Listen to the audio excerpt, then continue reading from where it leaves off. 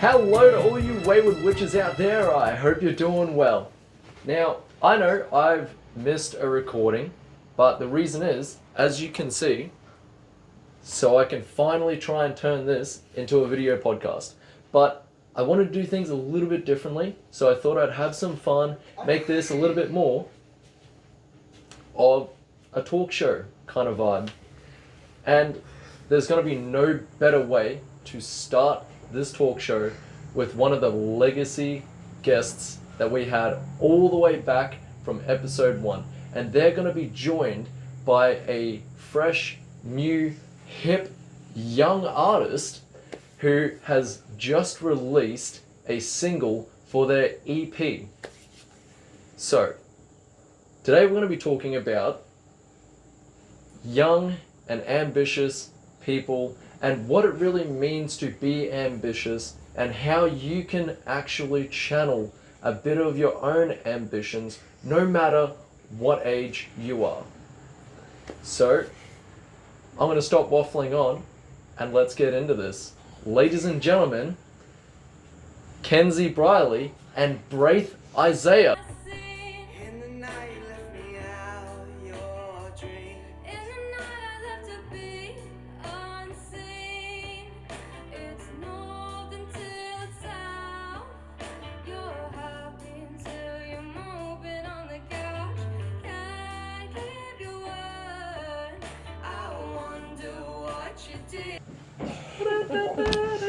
That comes through. I'll go. That's fine. I was expecting him to go that way.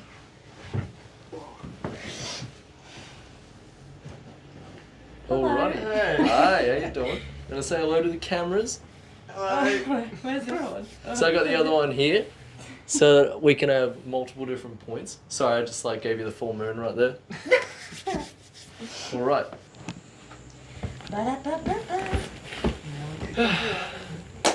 So guys, See, I really can't sit normally.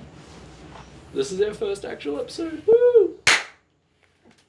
Well, this is actually the second time doing this episode because we tried to do this the first time. I've got a whole bunch actually. Hold on. Oh, pop one. Why didn't you let us pop one? He's getting Discrimination. Yeah, Do you have a shoebox full of party poppers? Oh, I actually love the It's smell like of party poppers. Props and stuff. That's called drug addiction. It's phosphorus. Just pop it into the microphone. I'll bet you 1 of 3 doesn't work. Right, let's I celebrate bet you it'll be mine. the first official video podcast. Don't you dare do me. Woo! Mine was depressing. Oh, it's really potent. Yeah, low ventilated room. Yay, let's go. So, what do you guys think of the new setup? Because this technically isn't actually the first one, because we tried to do this the first time, and we all just weren't in the right mentality, and we just, I wasn't putting enough effort into making this a video podcast, so now, got everything all fancy. It seems much less like it doesn't seem like an interrogation. Yeah, it's not like fucking face on face, just like, I have ways of making a talk. Is that a condom? It is a condom, yes. My friend, our friend from the iBots fame, Ash, And here's the she Epstein story. bought me those for one of my birthdays, I think. It's a camouflaged condom, so they never see you coming. It's such a bad joke. Yeah. It's so shit. But yeah. No, I think this is a lot better, especially lighting. Lighting helps, and hopefully. I think you should be good more videos. I think that should be more angled that way, so you're more angled towards us, because he can't see you. That's what I was He's gonna be, thinking. Here. That's where it's I can kind of. I think you should angle the table that way, so then you're more face to us. Yes. I will do that in future, but I can see you guys pretty well. Yeah. The thing was, hold on. The reason I had to pull it as back as I did was to make sure it wasn't in the way of people walking in, but let me...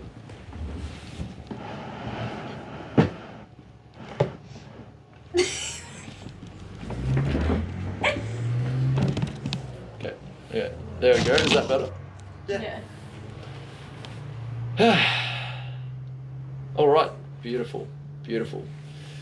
So, how are you guys doing anyway? Good. Yeah. Well, That's good. good. I saw, as you were telling me before we started recording, you just went to a rage room. Was that in Yeah. celebration for the release, or just having fun? Not really, Nah. actually. It was just to have fun because we went to Time Zone like a few weeks ago as well, but we wanted to go to a rage room. Let out some bit of rage, and yeah, we went down, and it was like for 20 minutes, and you just got to smash like everything that was in there. This one had a lot of fun with stick. Yeah, they gave you like, it wasn't like a bat, it's like this metal, like if you took it off the axe, like took the axe part off of an axe. Oh yeah, like the literally just handle. like a handle. Yeah, right. They're not baseball bats. They're like handles off the axes. It's literally like a handle. It's the shape of it, everything. I'm pretty sure that's just a handle. Because they told us it was bats. And then I walk in, there wasn't. I thought they said sticks. Oh, I thought they... Well, actually, on the website it says there's a weapons closet that you get to choose what weapon you We choose. didn't get to choose a and weapon. we walk in, we didn't get a choice. We and didn't it was get a just choice. these axe handles. Yeah. So, but it was pretty good. I wonder if That's that's fun. solely just because it'd be cheaper to buy like handles. Probably, yeah. Yeah, they're like $20. Yeah, I'm yet to go to a rage room, although I'd love to go to that and axe throwing. I've seen there's a place in Brisbane called Maniacs. No, we'll just go there because there's both. Yeah. You can do axe throwing Yeah, and if you go rage throwing. to, it's like Rage and Cage Smash Rooms or something in Narangba. Oh yeah. Let's go axe throwing and yeah. that. You can pay up to $800 and smash a car. Yeah, if you give them $800, you're allowed to smash a car. I mean, I could probably get one off Marketplace for like 600 and just fucking smash it. Yeah, but they clean it up for you. I mean, true. Yes, True. you don't have to clean it up. Yeah. See, back in my younger days, and You by just that, smash people's cars and do. well, yes, actually. When I was like really, really, really little, my old man like would always be going to the tip, and then he would just like fucking give me a big lead pipe, and I'd just go to all the scrapped out like cars, washing machines, shit like that, and just pop. And it was good fun. I love that. Yeah, right. But yeah, it's weird because that got outlawed like real fucking quick. Even like you used to be able to like, because it wasn't a legally maintained road, you could just like fucking drive there as well. Like Yeah, right. little kid, and you can like drive your car because No. it's private property. Yeah. But now it's been taken over, so it's not as fun. Gotta go pay to like fucking smash shit now, or an acreage. And what else have you been up to? Nothing much really. I mean, I've started working on the next song. Damn, already. Yeah, it's always because I go to the studio every second week, and I'm always nearly every day I'm doing something at my home studio. So it's always, I've got a backlog of 10 songs. So it's just always go. But yeah, other than that, nothing much. That is crazy, man. Because I'm trying to work on a song for Wayward Witches, and I was gonna like ask your help on like trying to do lyrics. Yeah, I'll happily even produce it for you, like. Yeah. At my home studio, yeah, easy. I mean, it's not gonna be a good song. I'm always looking to make music with someone, produce music, anything, yeah. Because I'm doing it daily anyways. And I got a while till uni starts, so I've got a lot of free time. Yeah, and it's great to see that level of passion. Like even like doing this, I get like fucking pissed off, and then I'll stop doing it for like a while. Yeah. Or Yeah, just like I see work and I go, no. But that's how you know the difference is like some people, doesn't matter the amount of work. Yeah, I don't know. I'll get pissed off and I'll let because sometimes like if you're angry enough or whatever, nothing's working, like you can't. I'll be struggling to play something that I know how to play or whatever, so I'll leave it because I have to, but I'll be back at it the next day. So that's, yeah. Yeah, there's a science behind it of like, I know it's from something Albert Einstein used to do, and I'm pretty sure I learned it from Big Bang Theory. So don't quote me, but it was this concept of like your brain only solves like those problems you get stuck on in the background. And so it's good to like actually just take a break and go and like play a video game or something, and while you're playing that video game in the background your brain's going to be like, oh, actually this is the solution. And you Yeah. Yeah, right. Yeah, like Albert Einstein, when he was trying to figure out like complex equations, he would actually go and work as a busboy, Yeah, like right.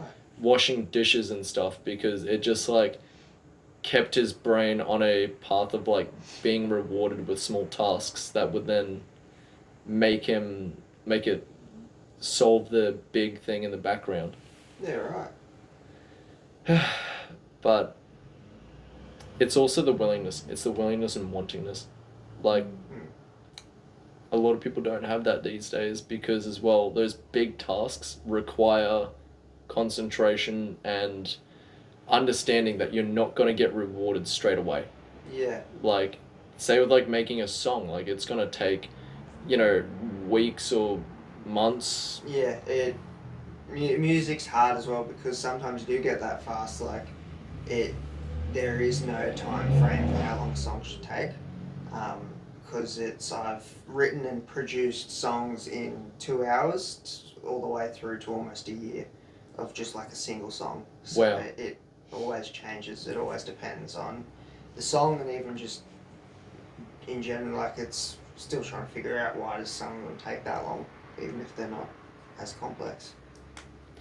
So because I've been writing for ages, sometimes I write a song and it'll literally take me a minute to write, and then other times it'll take a few days. And I think one of my new songs on the EP, Better Side of Sober, that was done in 2 hours. And then the other one, Drama Triangle, took 4 months, I think. I've actually been pissed off at him because he didn't promote Drama Triangle at all. And for me it's better than In the Night. I think it is. Oh, okay. It's so much better, and he didn't promote it once. So I'm not very happy with him about that.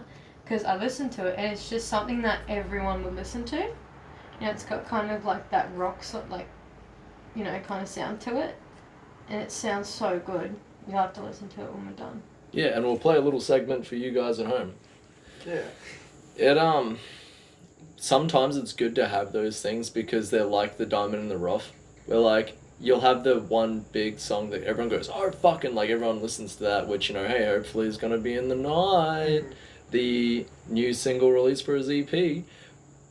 And then they look at that and then they go, oh, what else has he done? And then they find Drama Triangle and go, holy fuck. Yeah. And then one day you'll have the fans that go like, you're a fan of Brayth Isaiah? Yeah, I bet you haven't heard Drama Triangle. Oh yeah, everyone says they like In the Night, but no one's heard Drama Triangle. Yeah. Yeah, I don't know, there was going to be one video for promotion, but we never got to it, and I ended up scrapping it anyways because it was going to be like me sitting in a tree, and she was going to be in the trees. Is that what it was for? That's the Oh, song. what? I didn't know. I was going to be cutting his branch. Like, hey, nice. But I abused him the whole It's an time. I threw interesting rocks at metaphor. him. I pushed him off a pier. It was so much fun. I mean, hey, at least you get to flip it, seeing you're always complaining about him abusing you in real life. No, because that actually does happen. We talk about it. Seriously. it's not. I sleep with one eye open. I mean, we're here to advocate to help abuse victims, not help abusers, so... Hey, you want to learn how to... No, that's a joke. It's alright, we're gonna... Like, for the end of the show, we'll have a boxing match at the end. No. Finally, see who wins. No. She was punching me before. No, I was not. Sure. Just a little bit. No, because I almost ended up in my ass, like on my ass, in time zone. Mm-hmm. When we did the axe throwing, I made fun of you because I won, then you tried to tackle me. Did I? Yeah. I remember ankle tapping you. I don't remember tackling you. You tried. Did I? Yeah. I remember failing to kick the machine thing and falling over and doing my hammy. Hammy! That was Hammy! funny. My hammy was gone. I headbutt it. That was really funny. That. I headbutt it and got higher than anyone, so that was pretty funny. Yeah, it's got a hard head.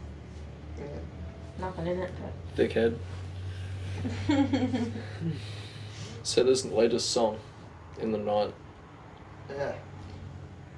I know we've talked about it on the first time that we tried to do this, Yeah. but again, what was the inspiration behind this? Well, it's like a lot of the songs that I've written, not so much released.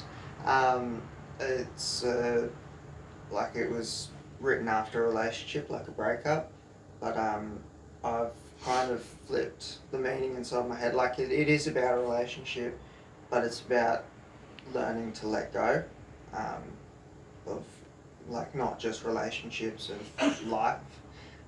Here we go The again. sneeze counter stuff. Yeah, learning to let go and to move on when it's time, to not try and hold on to something because you only damage yourself more. Yeah, so, because I wrote it when I was 4.5. There's 2. We're up to sneeze Dylan number said 2. he'd ladies and give gentlemen. $50 to whoever. What was it? I can't remember what. Yeah, when we tried to record the first one, Kenzie was also having a sneeze attack, and so we were going to, which we'll probably end up doing for this one from the sounds of it. Whoever can tell me how many sneezes Kenzie's done in this entire episode will win $50. First person. If she sneezes more. Because so far it's at 3. No, 2. What was that, 3 or 2, ladies and gentlemen? No, it was 2. Maybe. But I also know that the reason you called it In the Night is associated to your mentality and how you feel like a change that happens between day and night. So I struggle more at night mentally, but I feel like at night time everyone is different. Like there is a scientific difference between night and day. That's why people living in areas such as I think Greenland or Iceland, one of the two, where it's almost like always darker than the other places, they seem to be more depressed. I thought that was Sweden. Somewhere. It's somewhere. There's Oh no, Sweden's where it's like bright, like on top. probably, yeah. Because sunlight is what gives us part of our happiness. Yeah. But I've found, at night time is when there seems to be more issues around just people mentally, and then also how they interact with other people.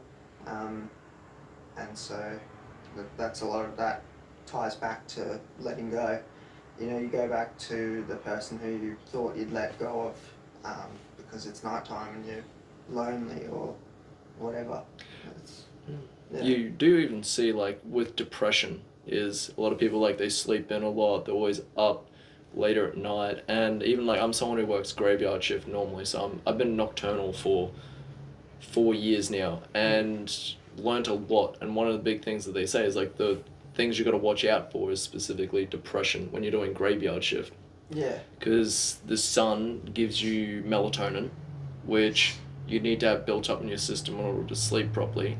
But also the light hitting your eyes tells your brain, oh, it's time to get up and go and be motivated and you know, be ambitious. So, yeah, cutting that out does really, really change you. And I always say, like, in my line of work, like, nothing good is ever happening at, like, 3 a.m. in the morning or 2 a.m. in the morning. Like, no one's ever out on the street at, like, 1 a.m. in the morning who isn't, like, say, drinking with friends and is doing, like, good things. Yeah. Yeah. So, when you say, though, that, like, you feel the change, how did you feel that affect, like, with this relationship that you had? I wasn't aware of my, like, it took me ages before I was aware of how I am and how I switch mentally at night time, like how I would struggle more. But looking back, I did realise that it was like all the feelings of abandonment or any unresolved issues would be a lot more prominent at night time. So, and that would obviously affect a relationship, whether it's friendship or romantic, you know, where you take it out on the other person, or it's more, you seem more needy in that sense. And so it's, obviously you don't realise in the moment, but when you look back, usually it can take even a few years before you actually realise. But yeah. Yeah, reflection takes a really long time. And it's the unfortunate thing is so many people do not actually click on what went wrong until after everything's blown up. Yeah, and then some people don't even click then. It's Sometimes they double down and they just keep doubling down over and over and over again until it gets so bad that their ego eventually has to take a step to the side and go, oh, fuck, I was actually wrong. But the sooner you get to that point, the better. Yeah. Like, it's great to hear you actually saying that. Like, there is never anything wrong with being wrong. Yeah. There's definitely a lot wrong with not being able to admit that you're wrong, though. Yeah. That is scary.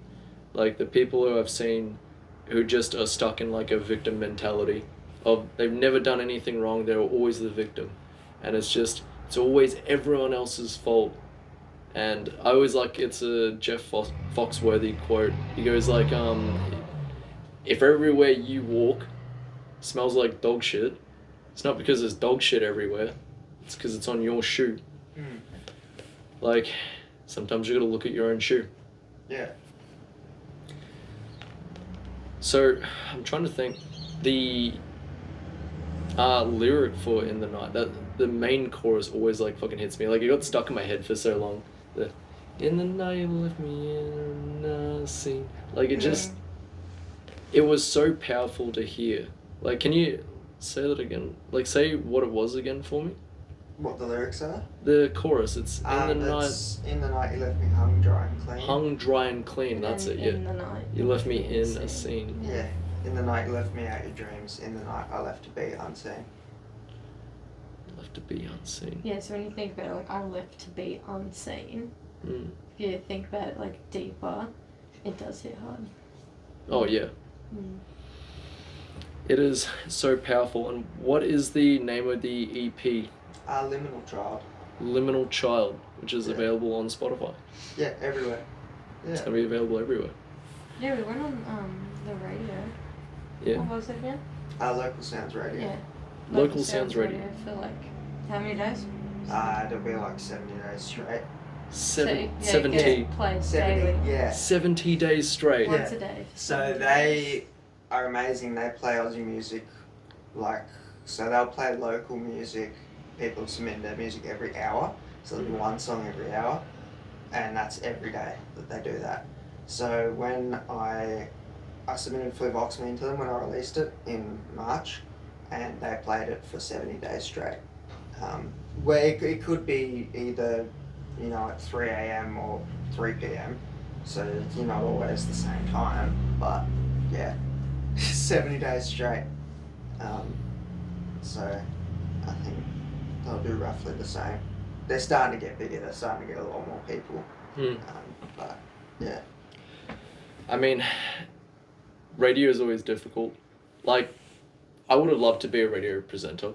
I mean, even like I cosplayed as the Radio Demon for our Comic-Con special, because I love the concept, but it's like starting to like wear out. Like, even talk shows, that's starting to go as well. Like, no one actually watches like Channel 7 anymore.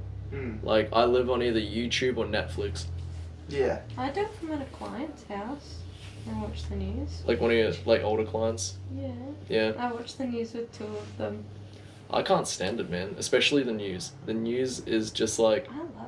just sitting there being stressed non-stop of like what's wrong. Like, I would love to just see one day the news just be like, ladies and gentlemen, tonight everything went perfectly okay.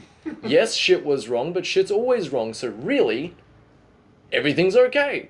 Like, it's always got to be this next big intense like high and the stress, and Especially Bondi, that's just Yeah. happened. What? Yeah, What what's his happened granny in gonna have Bondi? her blood pressure pills? Yeah. What happened in Bondi? What, haven't you You seen? haven't seen? No, I don't watch the news. There was a It shooting. wasn't just on the news. It was on all TikTok, over it was everywhere. everything. Instagram, there was a 16 mass people shooting. are dead. 16 people got shot at Bondi Beach. No, 41 shot. 41 were shot, 16 so far are dead. It keeps rising. One police officer dead. One shooter 10-year-old dead. 10-year-old girl is dead. 10-year-old girl's dead. It was two Muslim radicals targeted the Because Jewish it was Hanukkah event. Yeah, the day of Hanukkah. They targeted the Jews. And they were on a visitor's visa, yet still somehow got firearms and a firearm license. Well, yeah, so it was a father and a son. Mm. Right. Father and a son. Pretty sure the father's dead. Yeah, the father's Pretty sure dead. he's the one that's dead. There was a bloke tackled the father, took a gun off him and put it on No, him, that was the 24-year-old. didn't. No, that was Are you sure? Yeah. Because he looked like the Because dad. the father got curb stomped.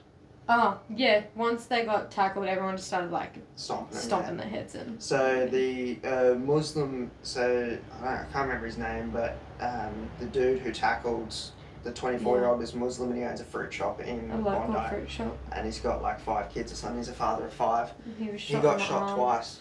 We'll see. Like, that's the guy who tackled the shooter. Yeah, so he tackled the shooter and stole the gun off him and he got shot twice. Not to the doing it. ground, just more like bare. Like No, Yeah. he got him on Hugged the him. ground, No, but he didn't yeah. get on I the think I ground, he might have just seen took a the- clip of the that, shooter. but I just thought it was a random gun attack. No, Yeah, it's no. Bondi. Like where it was near like bins or something. Yeah, yeah. Mm. Yeah, I've seen that footage actually. Yeah, that Doing was, the I didn't live realize that show. was Bondi. Wow. Yeah. yeah, they had 2 shotguns. And then some of the Bondi lifeguards were running to aid people who had been injured. Yeah. Yeah, it was a father and a son, 24-year-old and a 50-year-old.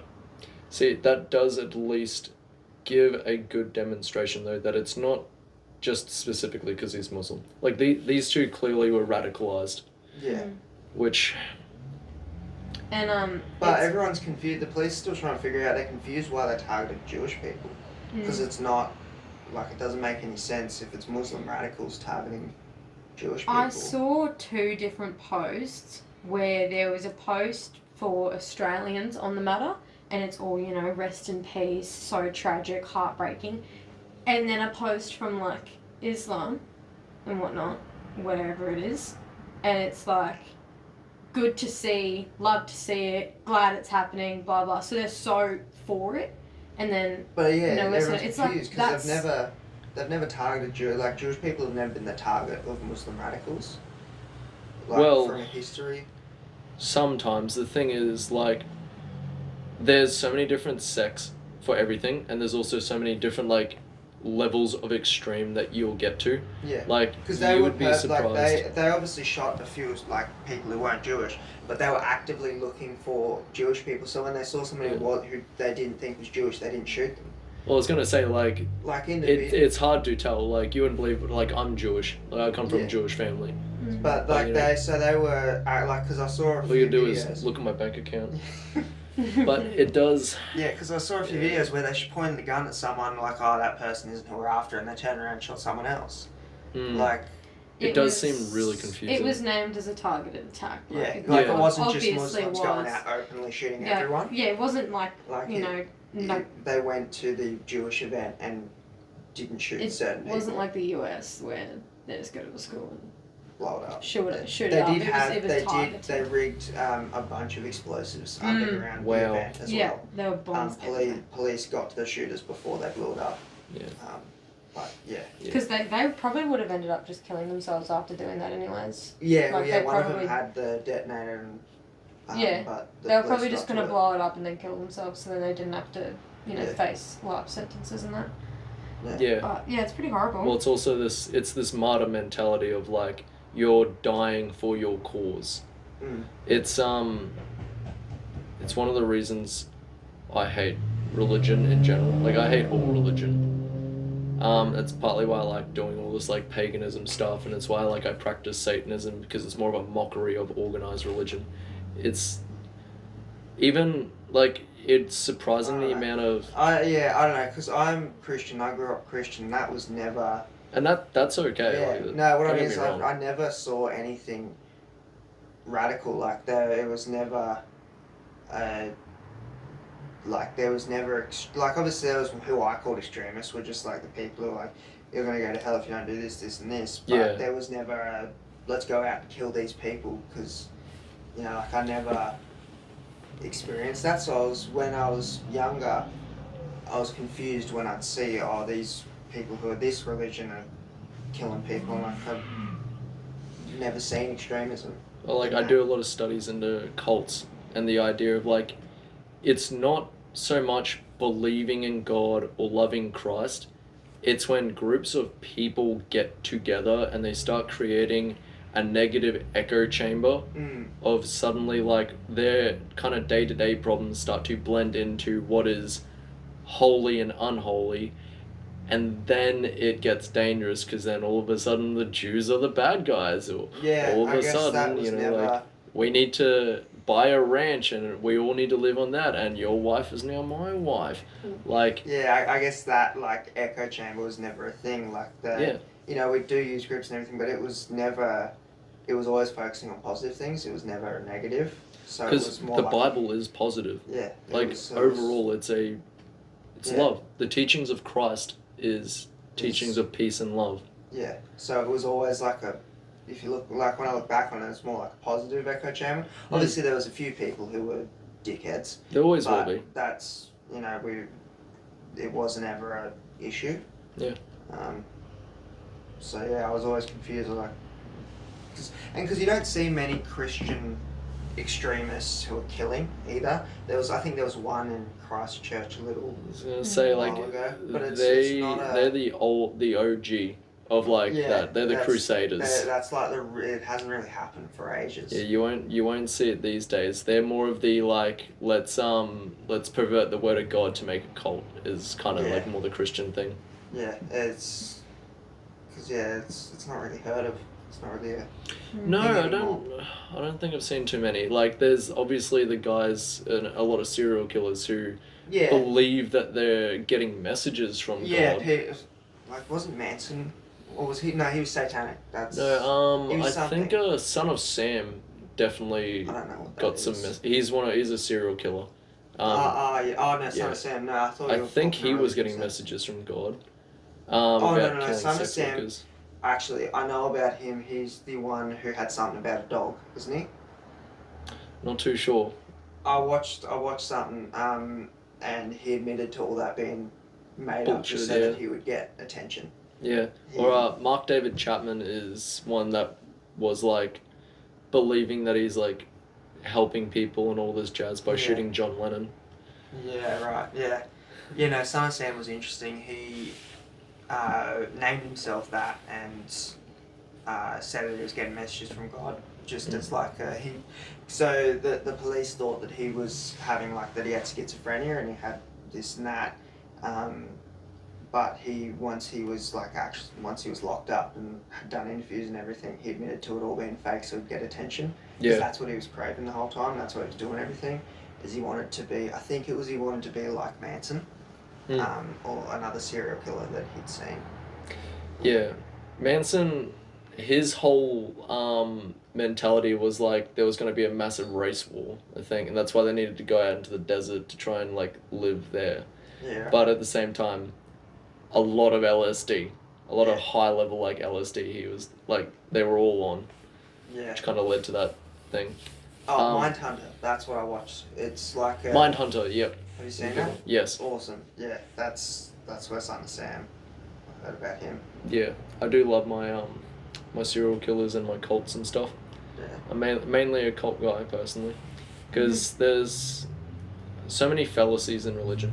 Like if you want to choose to, take parts and those parts help you, they make you feel good and it leads to a positive outcome, then by all means. But even, we'll say Christianity, for example. Let me pose this one to you, because it's just one of the many fallacies. So, in Christianity, it says that all the infants, all the starving children in Africa, all the tribes that are unaware of God, they automatically go to heaven, because they weren't aware of sin.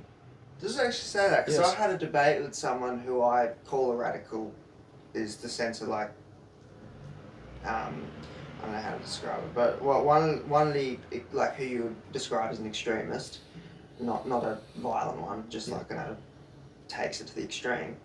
And I posed that thing, because Dad and I have had a chat, and Dad's like, because the main known thing with Christianity is like, accept Jesus, and then your sins are forgiven, and that's your way in heaven. Allow Jesus into your heart, seek Yeah. forgiveness, kind of thing. Yeah.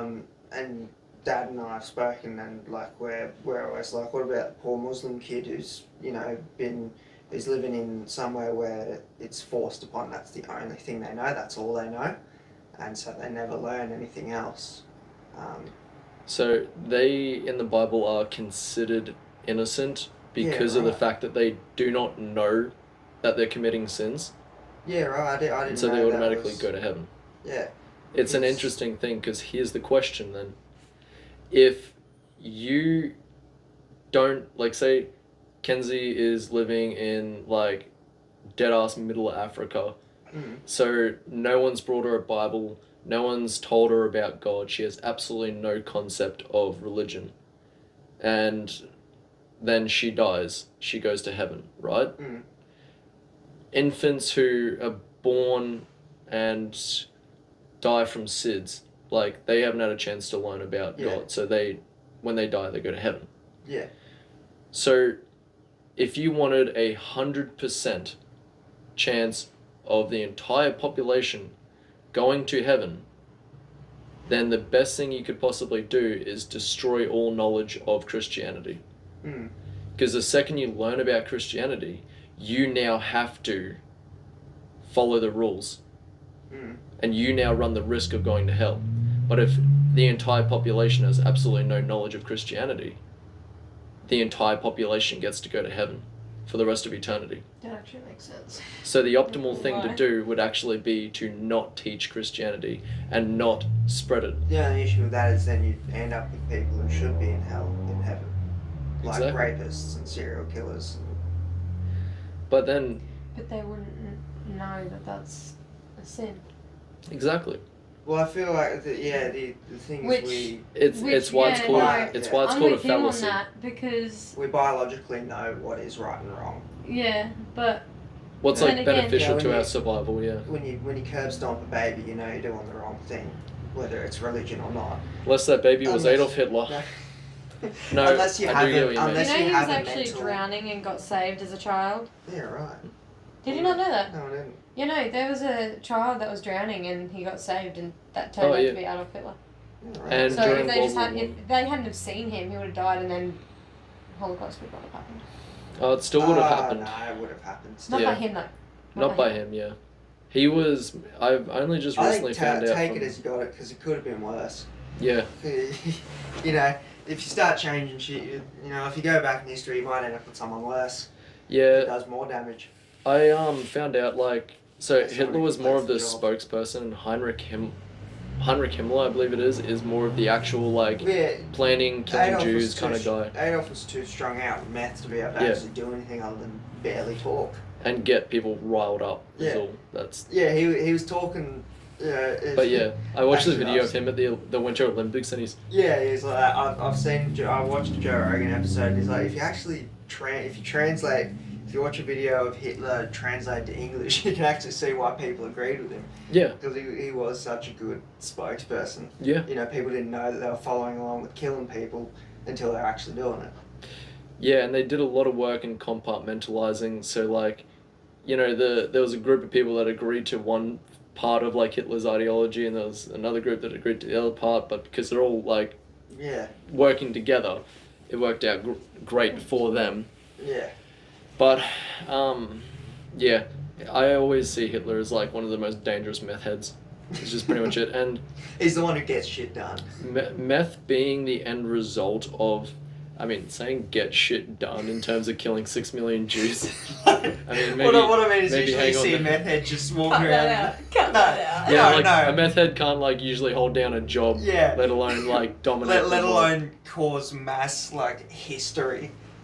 Yeah. Mass murders, you mean? Yeah, still- like, because what I mean is you've never seen a crackhead go down in history other than Hitler. That is like Yeah. really long. Or a musician who's a crackhead. That's about it.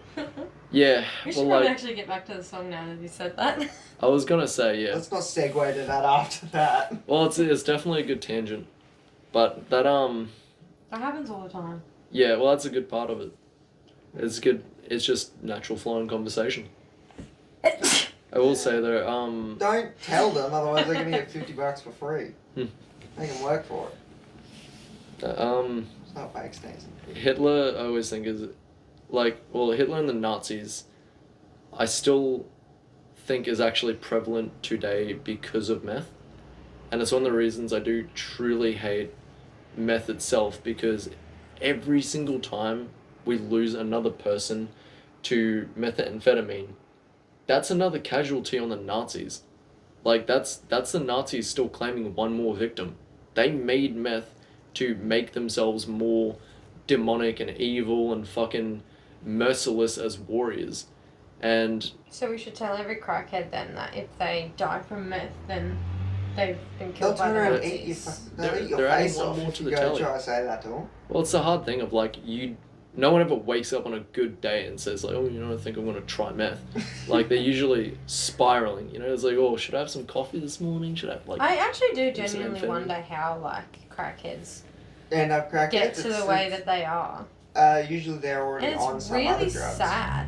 You don't Yeah. just go. You don't Then skip why'd the they steps and go start? straight to meth. A lot of people debate the whole like gateway drug thing, Yeah. but it is But it's genuinely a like thing. No one goes from nothing to meth. all the people I have met will usually like have started, like all the people I've met who've been on meth usually do start from like something else, and it's always just chasing the next high. Like, you know, they're And binge usually drinkers and they'll be hammered one day, and then someone will be like, oh, you want a cigarette? And they're like, oh yeah, mate. And then Yeah, like, they'll agree when they're off their head on something. That's usually how they start. and then once they get hooked, Yeah, so it's, you know, you never really see, other than what, like weed or stuff like that, it's the gateway drug, you never see them start something sober most of the time. yeah. Even like painkillers, for example, like prescription painkillers like codeine and stuff, they like, you get addicted to it because you get addicted to not being in pain. Yeah. A lot of times people on meth, and like I've had a long history of smoking weed that I had to like quit, and that was rough because psychologically I didn't want to be sober. Yeah. I couldn't deal with so many different things for so long, but I've been clean for about 5 years now and dealt with my shit, and it was the best thing that I ever did. Yeah. Which I know you've released a song called "A Better Side of Sober." Yeah. It was. Do you see that segue I did, Kenzie? Yeah. See that? I was halfway through writing that, and it's actually the theme song for Mental Health and General Support Group, Pumpstone Pirates. Oh wow. From the Sunshine They Coast. followed me. Did they? Yeah. Right. Yeah, Shane would have. So it's actually the two people who are like the founders and the ambassadors. One of them is a close family friend, my dad's mate, Trev, and the other one is actually a teacher from a primary school, or was a teacher from a primary school. Are they called Pummelstone Pirates? Pumpstone, like, you know the Pummestone Pirates. you know the like Pumpstone Passage in the right. It's a fishing thing. Okay. So the Pumpstone Passage goes from like Sunshine Coast down to Moreton Bay. Oh, I don't know the exact, but it's like a bunch of creeks, basically. Yeah. And like water. It's a waterway. Yep. Like how the Great Barrier Reef is a waterway that stretches. But yeah, so they're mainly like they're a fishing four-wheel drive. Community. Like community, yeah. Yep. But yeah, so Shane reached out to me and asked for me to, that they needed a new theme song. I was halfway through writing that, and I got back to him with that, and yeah. They made it their theme song. Yeah. And so what type of work do they do for, you say... Yeah, so they just run, it's like a community, so they run a bunch of community events and just have people go out fishing or four-wheel driving together, and just a way to keep people who are struggling, or even just someone who wants to hang out, like going. And you know, it's a Facebook group, and you can talk to people. It's just like a open community for everyone. So I think they've got close to 20,000 members. It's a fair lot of people. And I like to hope it'll be growing. So, ladies and gentlemen, check out Palmerstone Pirates. Yeah. Mental health community group is incredible, and doing it through fishing. Yeah, fishing, four-wheel driving, camping. Fishing's actually, it's very relaxing. Well, it does kind of tie back to what we're talking about with daylight and the idea of like getting out. Like, I know some countries, if you are depressed, they do prescribe like forest therapy, where they tell you to go out into the forest and just enjoy life, No, enjoy thank nature. you. I wouldn't want to get eaten by a bear. Yeah, I wouldn't want to hear you wouldn't sneeze survive even more. outside your house. We both attacked on different angles. A war on both fronts. Oh, I've always wanted. So, have they gotten in touch with you since like coming out with In the Night? No, he hasn't said anything. He's always like, so I did my first solo gig actually with them for one of their events. Was just on the beach playing some songs. But yeah, I reached out to him looking. I was trying to get some footage for some promo posts for Better Side of Sober, but I think we were both at the time, so he was having issues with his social media, like banning accounts and stuff like that. And then I ended up having my own issues, so my old Instagram's been banned. So it was a whole thing. I've got another one up and coming now, up now, but it's because this whole Instagram's always hated me. It took down one of my accounts last year and then just kept taking down accounts, being a pain. But this one got taken down because of the under 16 ban. Oh, yeah. It wasn't taking his ID. It had an issue with my ID, and just banned the account. And then I forgot the password, so I couldn't log in to do it all. But yeah, it's been a pain, but it's up again. Annoying because I lost a shit ton of things. I lost all the engagement, I've got all the posts obviously, but I lost all the engagement from it. But I'll just start again. Yeah. I'll post the promo from Kyle because he, shot it all for free as a professional videographer, so that'd be cool to keep up. But yeah, everything else is pretty much gone. Yeah, technology is a fucking nightmare. Lord, I know. Even one of the first podcast episodes I released, the first comment I got was just from someone who'd done another podcast, and they're like, "Oh, you need to do this to fix all your shit," and I'm like, "Fuck you," Yeah. I'm trying my best here. But even we have a Facebook page, but I did it with two other people, which was Steven and Ash for iBots.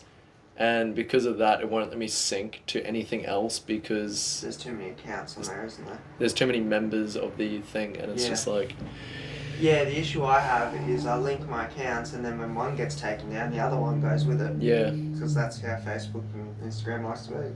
Yep. So, but luckily my Facebook wasn't taken this time, like it was the very first time. So I've still got the same Facebook, and I was able to make an Instagram account through that. But if I lose one of them now, I'll lose both of them. Yeah. But I've run out of emails and phone numbers to use, so I have to do it that way. But yeah, it's a pain, but yeah. Yeah. Okay, so at the end of the day, though, you work it out. Yeah. It's such a pain to do, but people will know that if there's a will, there's a way, and you do kind of get there eventually. And I am stalling for time because I've had a brain fart. Trying to get us back onto subject. I'm trying to think about what the subject's going to be now. So we're on to In the Night, right? Yeah. How do you actually come up with the energy and the ambition to keep going? I mean, I know it helps that you guys are having a lot of great wins, like getting onto the radio. You're like, you're in touch with an actual producer, as Yeah. well as like you've got people hitting you up and being like, oh, can you do like theme songs? But when things get low and quiet, how do you keep yourself motivated? Honestly, that's tough to answer because I seem to just have it. I'm always, I'm always going, if that makes sense. So I don't struggle with it so much in that sense. I don't know. No, like I'll have self-doubt, but I don't stop. Mm. Like I'll have moments where I'll have severe doubt in myself, or I'm experiencing a real like low, but I just don't seem to stop. I think because it's what like when I'm in a real low and don't have motivation, everything guitar and music is what is always the light. So there's never a motivation issue. I see what you mean. Like the idea of it's not work. Yeah, Like it's it's actually what you do to recharge after the draining things. yeah. So when like I create a song daily. I almost make a new song every day, just because it's my brain is always going. My brain's always coming up with something. Um, so I never really experienced that, and even with outside of music, if you take it to something else, whether it's school or whatever, and it seems to be something that runs in the family. We more so my mum, we don't struggle with motivation. It's just a constant get shit done, regardless. Like there's this discipline that's just kind of Built. like it's bred into us. Yeah. Like it's always more so with me and my mum than my other siblings. But yeah, it's just if you got to do it, you got to do it. So if you're talking like nature versus nurture, would you say that like having ambition is more of like a nature? Like it's just kind of I think it's some people are born with more ambition. I think it's half and half. I think it's something that you're born with, but then it's also depends on how you've grown up. You know, if you're born with something, but then you grow up in a place that dismisses it, it's gonna be weakened. So if you're born with high ambition, but are raised in a place that's lazy and inherently lacks discipline, then you will like that will override it. Like you'll still be ambitious, but you start to conform to the box that you're put in. Yeah, you don't learn how to use the ambition. And there's so many people out there, even like locally, that they are incredible people, but they live in like a shithole town. Or they live in, well, I should say a small town. Yeah. And they do get limited to like even here, for example, like personally, I'm just fucking glad to hear someone who's doing country music. Like I'm sick of hearing country music. You'd hate to see us singing tomorrow. Oh God, what is that? I do.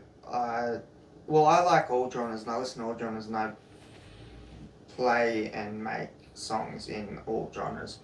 But I do like a lot of country. Tyler Charles, I like a lot of his, so I've got like 4 or 5 of his songs. See, I like country music. I'm just sick of hearing it from growing up in a country town. Yeah. I don't know. I grew up. So I come from both sides of my family. My biological father and then my mum are both jockeys. Like not both of them, but they're both sides of the family are a part of the racing community. So my mum was riding horses when she was growing up, and her mum, so my nan, is a horse trainer. So she trains all the horses and works at the stables. Which that type of thing is very competitive, which breeds a lot of ambition. Yeah, and then my biological father, he was never able to be a jockey because I think he was too heavy, I think. He's just slightly taller than me, so he's still, that's why I'm fairly short, it's because both of them are short. But he was too heavy to be on, so he would ride, I think he trained horses, but from what I know, he would test the track, so he would ride the horses on the track to make sure that the track was okay. Because he had a fall where he broke his femur, and then he wasn't able to do any of it anymore. And so then instead he was truck driver and would drive the horses around. Oh, yeah. And stuff like that. You know, and my, I don't know, mum's dad, so I've met him like once, but he was a world's champion jockey. So he got to the highest level in Australia and then was riding in other countries competitively. I think he went over to Ireland, the UK. I don't know if he went to America because they don't do it that much over there. But like he pretty much made it to the top as a jockey, which I only found out recently as well. So you weren't you were raised with the horse riding environment, but you weren't aware of that, because my next question was going to be like, how did it feel growing up with big shoes to fill? Like, do you think that encourages this type of... The weird thing is I grew up like that, but we were always moving, and I didn't know my father at the time, and so I knew we came from, like, I knew that mum came from a horse background, but it wasn't, we never owned horses, we never lived on a farm. I'd go and I'd see my nan, and she was always working in stables, so, you know, I was around horses here and there, but it was never I was never like, oh, I'm a horse family, because mum she didn't keep it from us, but she just kind of strayed away from it, because when she was younger, her parents refused to allow her to become a jockey. So she wanted to for a little bit, but it was like her parents said that they wouldn't let her become a jockey. I think because they said it'd be too tough. So, you know, she went and she became a model for a little bit. And yeah, so... He was a baby model. I was a baby model too, yes. So, you know, I was around horses in the sense of I'd go with my nan and help her out in the stables before she dropped me off at school, when she'd drop me off. And she was always, her car had a CD player, that's how she listened to music, and it was all like 60s country, like the proper country. But yeah, it was weird. And when people look at how I grew up and how I live now and everything, it would be confusing, because it's so diverse. Yeah. Well, and even to like grow up in that environment, but you've decided to take this different route and go into like music. Yeah. It was, the idea of even being a jockey was never a thing when I was younger, because it was never like it wasn't introduced to you. Yeah, it wasn't really a thing. Like, yeah, I knew I came from, like, that nan worked in the stables and whatever, but it was that distanced, if that makes sense. Yeah. So it was... Whereas me, like, I grew up and still do ride dirt bikes, because it was introduced to me as a small kid. Like, I rode my first bike when I was 3. I had my first little peewee when I was 3 years old. Like, so I grew up doing that, and grew up in the bush with 2 older brothers. Now I've got 4, and so, you know, I had the opportunity to be able to get a horse, and I was like, nah, I like the bike. So, you know, you get introduced to things like mum offered for me to do dance classes, and I said no, I wasn't interested. So I did more like touch footy and like rugby and that. Yeah. And I don't know, so you get given opportunities, but you'll either take them or you don't. So. Yeah, and it's important to have them introduced in the first place is the big thing. Like, I briefly did a little bit of dance, I did a little bit of violin. I did always like performing. I loved doing silly things. But I always found that the biggest motivator that not just got me going, but I've heard from so many like ambitious people was like some sort of trauma or some sort of loss or something that just kind of like you see even like having a death in the family, how fragile life is, and that always motivated me to go, holy fuck, like I need to get into it, like I need to get active. Like there are so many people living these days, especially kids, like they're gonna respawn at the end. And it's mind blowing. Like I know people who are my age, like 27 pushing 30 with not even a hobby. And even to see, 17 and 20 years old, 19 years old,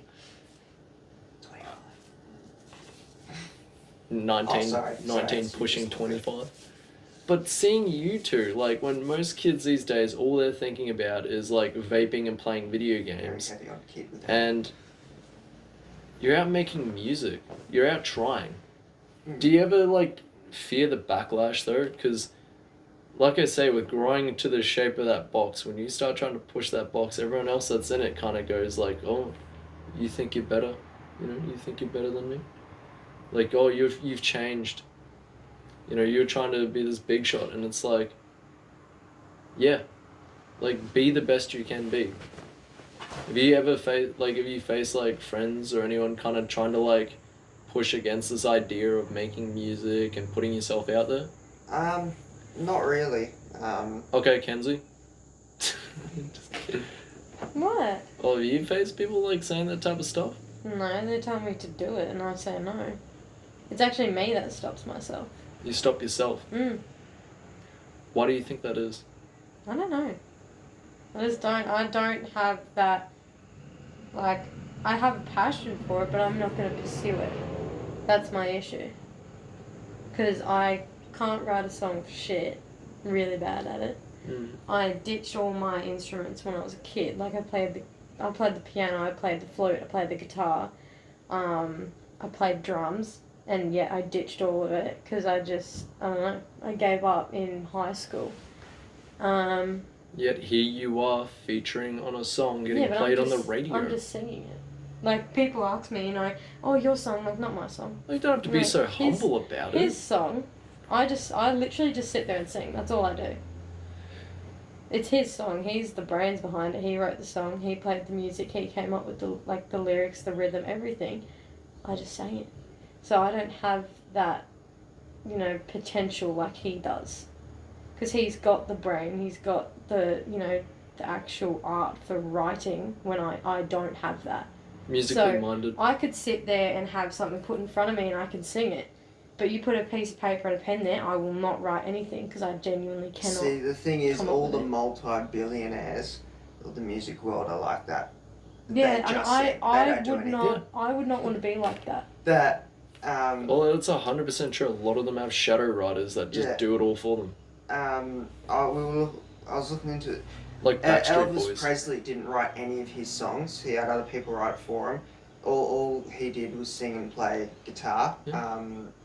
It was pretty much every pop artist you could think of. Rihanna, she writes some of the songs, but the rest of it's ghostwritten. Half of them are ghostwritten by this one girl. I can't remember her name. It's Amy something. She's written almost all of the pop songs. And it's the sad thing of like, literally even there, Amy something like, she's not a household name. Yeah, but I love her. I've got a few. She's got an amazing voice, but she is. I'd imagine she's probably making bank though. Yeah, she is. But no one really knows. She's because I was watching a video, and it was Benny Blanco, the one who produces half of the pop music, was saying there's a song, I can't remember what song it was, but it was taken from, like, that girl wrote it, gave it to Benny, and then he produced a song and he took it to Maroon 5 and it didn't sound right. Then he took it to another pop artist and it didn't sound right until, I think, took it to Selena Gomez and it didn't sound right, and then it ended up with whatever song it was. until it found its way to the right artist with the right voice for it. That's the big thing. And it's the thing that you can't fabricate, is having raw talent. Yeah, it's... Like, there is skills and there is talents. And skills can be built up, but talents can't. You're born with them. Like, you have a naturally powerful voice. It doesn't matter whether or not you can or can't, write a song or not. I can't write a fucking podcast. And you will see so many people just need to find their way. Like, everyone has their own kind of weird way. I used to script these things. Like, literally, like, word for word. When I was doing the ghost hunting podcast, like, I'd write out, like 9,000 page scripts. But the problem was I had a shit memory. So I couldn't remember them anyway when I'm trying to, like, do them. And then we'd go off task, and then I'd constantly be like, anyway, and, like, trying to pull it back. And it caused so much contention. It just fucking made it a miserable experience. But then I realized eventually, it's like, oh, what if we fucking take the script, fuck it up. I like that it landed back on the desk, because this is my reminder on how to do intros and outros. But I did that only because I interviewed one of my friends, Reg, for Hidden Power of Trauma, and he's just like, just talk, just let it flow. And since then it grew from there. It became way better and bigger to what it is now. Yeah, the podcasts aren't really a thing that's scripted. It's because it's the whole premise of it is people talking, like it's just a recorded conversation. Yeah, and you can't fabricate it. Yeah, and like even the podcasts love topics. It's same. When you go into a conversation, you've got a desired topic that you want to talk about. Yeah. And people stray from that.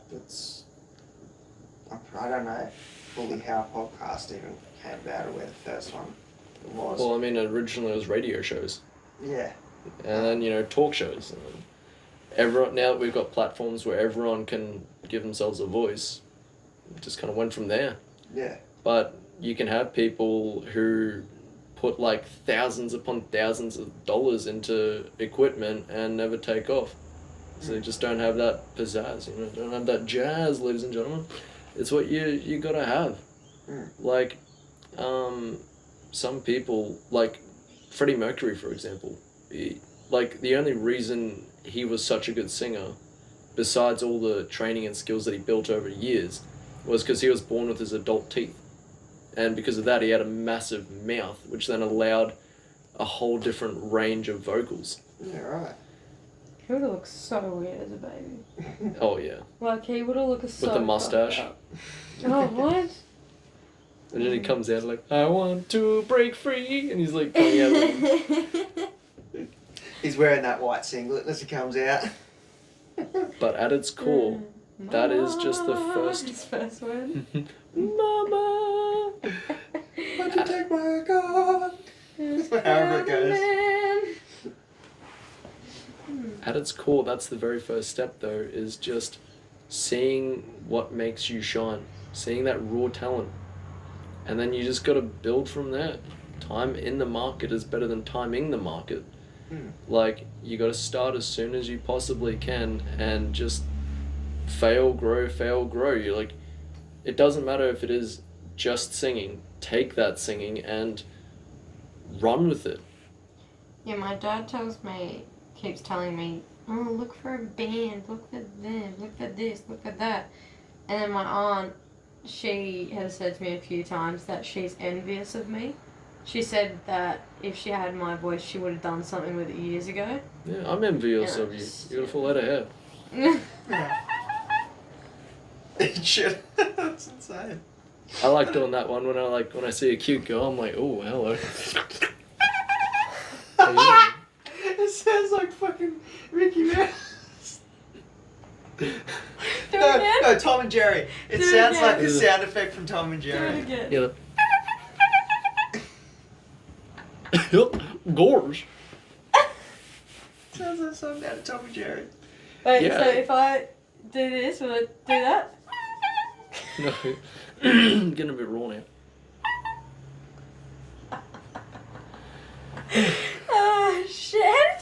know you could do that.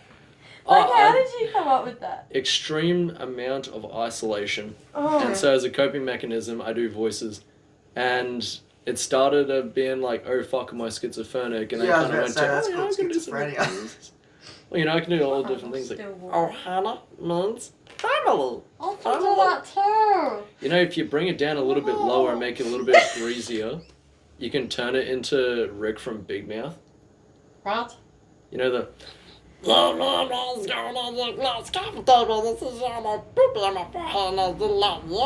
can do you can do Bibble from like Yeah.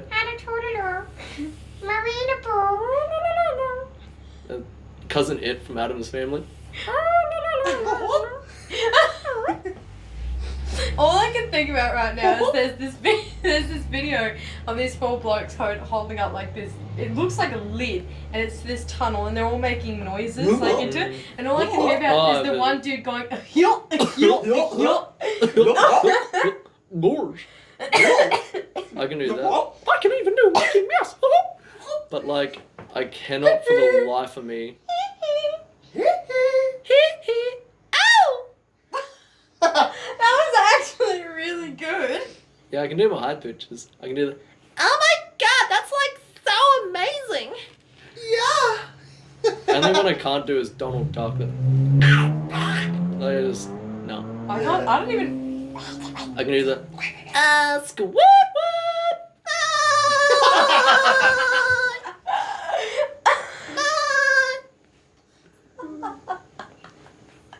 Oh fuck. Oh, dude. I used to go. You know Miranda sings like that chick with the overly red lipstick, high pants. I used to be able to do her voice, but now I can't. I genuinely can't do it. Fucking. I used to do it in like grade 6 and just keep doing it every day, but now I can't even fucking remember how to do it. There is a degree that you can practice when it comes to vocals, like mainly for like helping carry and like, you know, sing with your chest and breaks, but it's also one that is just, it's just literally what you got. You know, Like- you've got a head voice, you got a chest voice, and Yeah. a gut voice. Nose voice. And yeah, you got one of those. Yeah, you can get like really nasally and you're talking like this because you're just talking like half out your nose. How the fuck do you do that? It's not that hard. Well, it's just don't try. Yeah. Like that's a lot of people naturally talk like this, and it's because they're just breathlessly talking. They're not really thinking. I don't know. Mike Wazowski. don't I was gonna go Big Les. Oh, I can do sassy. Do sassy. Sound like Mike Nolan when you talk like with your nose. What are you talking about? No, that's sassy. What are you I doing know. again? Yeah, Mike. What are you doing Yeah, nah, mate. Yeah. Yeah. No, mate, just came off this fucking big one, mate. Just came from a bender and no, mate, stole my weed. I've started losing my high pitches though as I'm getting older, and He from like can years go of high pitch smoking. and really fucking low to the point where it's like growling at you. Oh yeah, I can do heavy metal. Can you do backwards talk? What is backwards talk? How are you? I am ready, Rosa. Okay, Stephen Hawking. See, I don't like that. I like He sounds like a That's zombie. just like The right. That's mass not. illegal black hole is equivalent to the power of the sun. Hey, he might be a pedophile, so we can make fun of him. Do you reckon like pedophilia outweighs like disability when it comes to making fun of people? I mean, plenty of people make fun of Stephen Hawking though. I would like to see those two midgets again. I Maybe wanna start get fighting. cancelled. I really don't want to get cancelled right now. You work as a carer. I know. You can't be cancelled. I don't want to be cancelled. You can't be cancelled. You also can't be cancelled by all 4 people who are going to watch this. Yeah. I do love you guys though. I love you. Yeah. The first 3 are in the room. I The other one's my mum. probably won't even watch it, to be Oh. honest. Oh, that just hurts. I mean, why would you need to watch it? I've been in it. You've been in it. That's That was exactly like me when we watched the video. I was like, oof. when I first started, I used to watch like all mine, but then I don't watch my own stuff anymore. I can't be bothered. It was like I 2 feel hours. Like if I was in a movie, if I was in a movie and there was like a sex scene, I couldn't watch that. I couldn't watch myself doing that. No, Oh, I was gonna say. I thought you were gonna say that's what would keep it interesting, and I was gonna be like, Your mm. mother is gonna watch this. I'll watch myself have sex. That's okay, right? That's normal. Anyway, don't put yourself down. Like, take what talent you've got. Okay. Originally, I wanted to be a tap dancer. I'm not good at tap dancing, but I do like being a shower. Well, you're saying that he's got 2 left feet, wasn't it? He does. Can't dance. Show us your dance moves, bro. I'm good. Can you do the Watch the 2-step? music video and you'll see. Yeah, our dance was not good at all. So can you do the 2-step at least? No, he can't. I can. You just got to remind me how to do it. Oh, power's Fucking gone. haunted in here. No, it's because it's hitting 6. What's that got to do with Yeah, it? what's that? Everything's timed. What do you mean everything's timed? Everything's timed. Your lights are timed. Yes. 2-step. 1, 2, 1, 2. Yeah, get up. No, I'm I very wanna much see it. okay. Watch the music video and you can see us I don't dancing. want to see that. And you get to the variations. You go 1, 2, 1, 2. So I'll just pull out the shopping trolley. The shopping trolley. Yeah. You do it. Which you know the classic. Or the sprinkler. You guys know the classic. That's what we were 70s just thing? doing. We Yeah. were just doing that. Well, like that originally was picking stars out of the sky, Yeah, putting them in your right. pocket. I always You'd- just you'd hold noticed a the pouch Jackson to you- dance. You'd have your. Jackson 5 would do it. I always thought it was the Bee Gees in the 70s. Oh, you can tell. Yeah, it was all of them, really. I don't even think It it was was all Bee the Gees. dances. So, this music video actually, you have just recorded it. Well, pretend like you just have, because that's what I said last time when we tried to do this video like a week ago. It was way longer than a week ago. Yeah. It's So been I was a hot on holiday minute. 2 or last 3 week. weeks ago. 2 or 3 weeks already, god damn. Yeah. But so, you recorded it, just awaiting the release for it now. Yeah, we got the first draft back. Just waiting to get either another draft or the final. But after this, actually, we'll chuck it on and watch it on the TV. If you want to see Oh, it. hell yeah, I'm Draft, keen yeah. to see it. Um, And we'll play a little section for you guys as well. yeah. But it was. It looks pretty good. Really good. Yeah. The transition from his pier scene into the water, fucking immaculate. Mm. Like, Yeah. immaculate. It turned out real well. Really, really well. Um, I thought that it was going to follow you down, though. yeah. Like, it didn't actually follow you down. Yeah, I don't know. I think he may have chose not to use that. Oh, That's that's so footage. cool. May have not been enough time. Was this your first time actually hiring like a videographer to come and do all these like extreme things with like drones and stuff? Yeah, that's the thing. He wasn't hired. He did it all for free. Oh yeah, that's right. But yeah, it was my first time with a proper videographer. His mum's usually his videographer. Yeah, so for one of my songs, my second song that I released, Grim, which had a music video, my mum filmed all that on her phone. And then I paid someone to edit it. I paid my producer at the time, one of his mates, to edit it. But then the next song, Flu Oxamine, the music video for that was also filmed on the phone, but my mate filmed it. And yeah, so this was the first time with an actual videographer. Did you guys have fun doing it? Yeah, it was good. What would say is your favourite part? Of throwing him off the pier? No, actually, no, I don't think it was.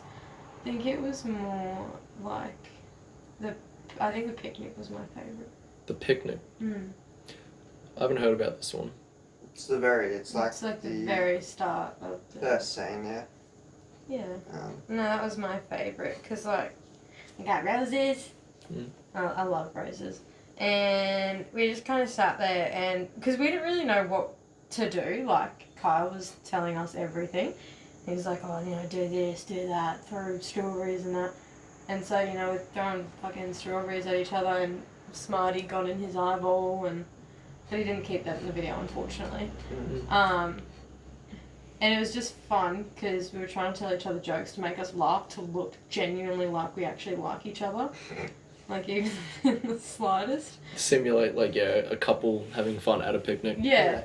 Which that's how, because mum's been around it when she was a model, and like she's been around cameras and ads and knows how all that stuff works. She said when you're doing advertisements and stuff like that, they will get you to literally just you're not acting, you're living. So if you're sitting at a table with a family, like if the ad's meant to be sitting at a table as a family having dinner, they'll tell you to literally sit at this table with these people and have dinner. Yeah. You know, not act literally just as if you're having dinner. And Yeah. they'll just record it. And they don't even for a lot of them go action. They'll let you kind of settle in and start doing your own kind of thing and go into your actual default mode before they even start recording. Yeah, it's not acting. You're literally doing that thing. So that was interesting because we had that at the picnic. Especially, it's a great learning opportunity. Especially actually the dancing, we were genuinely laughing at each other because we both couldn't fucking dance. So it makes it look even better because he was stepping on my feet, I was stepping on his feet. There's one where we're spinning around in a fucking circle. I go flying. It doesn't show in the video, but I genuinely went flying because it was raining and I slipped. And I purposely let go of it. He let go of me. Because I knew she'd catapult and I'd stay where I was. So. But no, it was fun. Filming was fun. So, what was your favourite part? Just the whole process. I always love the filming day. Stuff like that. Because it's fun running around different locations, doing different things. Yeah. I always like going out and filming, doing shenanigans, because it also just feels like you're hanging out with friends, but you now get to record it. Yeah. I hate being the person filming though, because then you're always thinking about the shot, you're thinking about just making sure everything is right, and it can ruin it. But that's where it definitely pays to have a professional that does it. Yeah. And what would you say was the hardest part of doing this? The travel and the rain. The rain sucked. Yeah. We chose to go ahead anyways and film when it was raining, and it turned out it looks well and it works well with the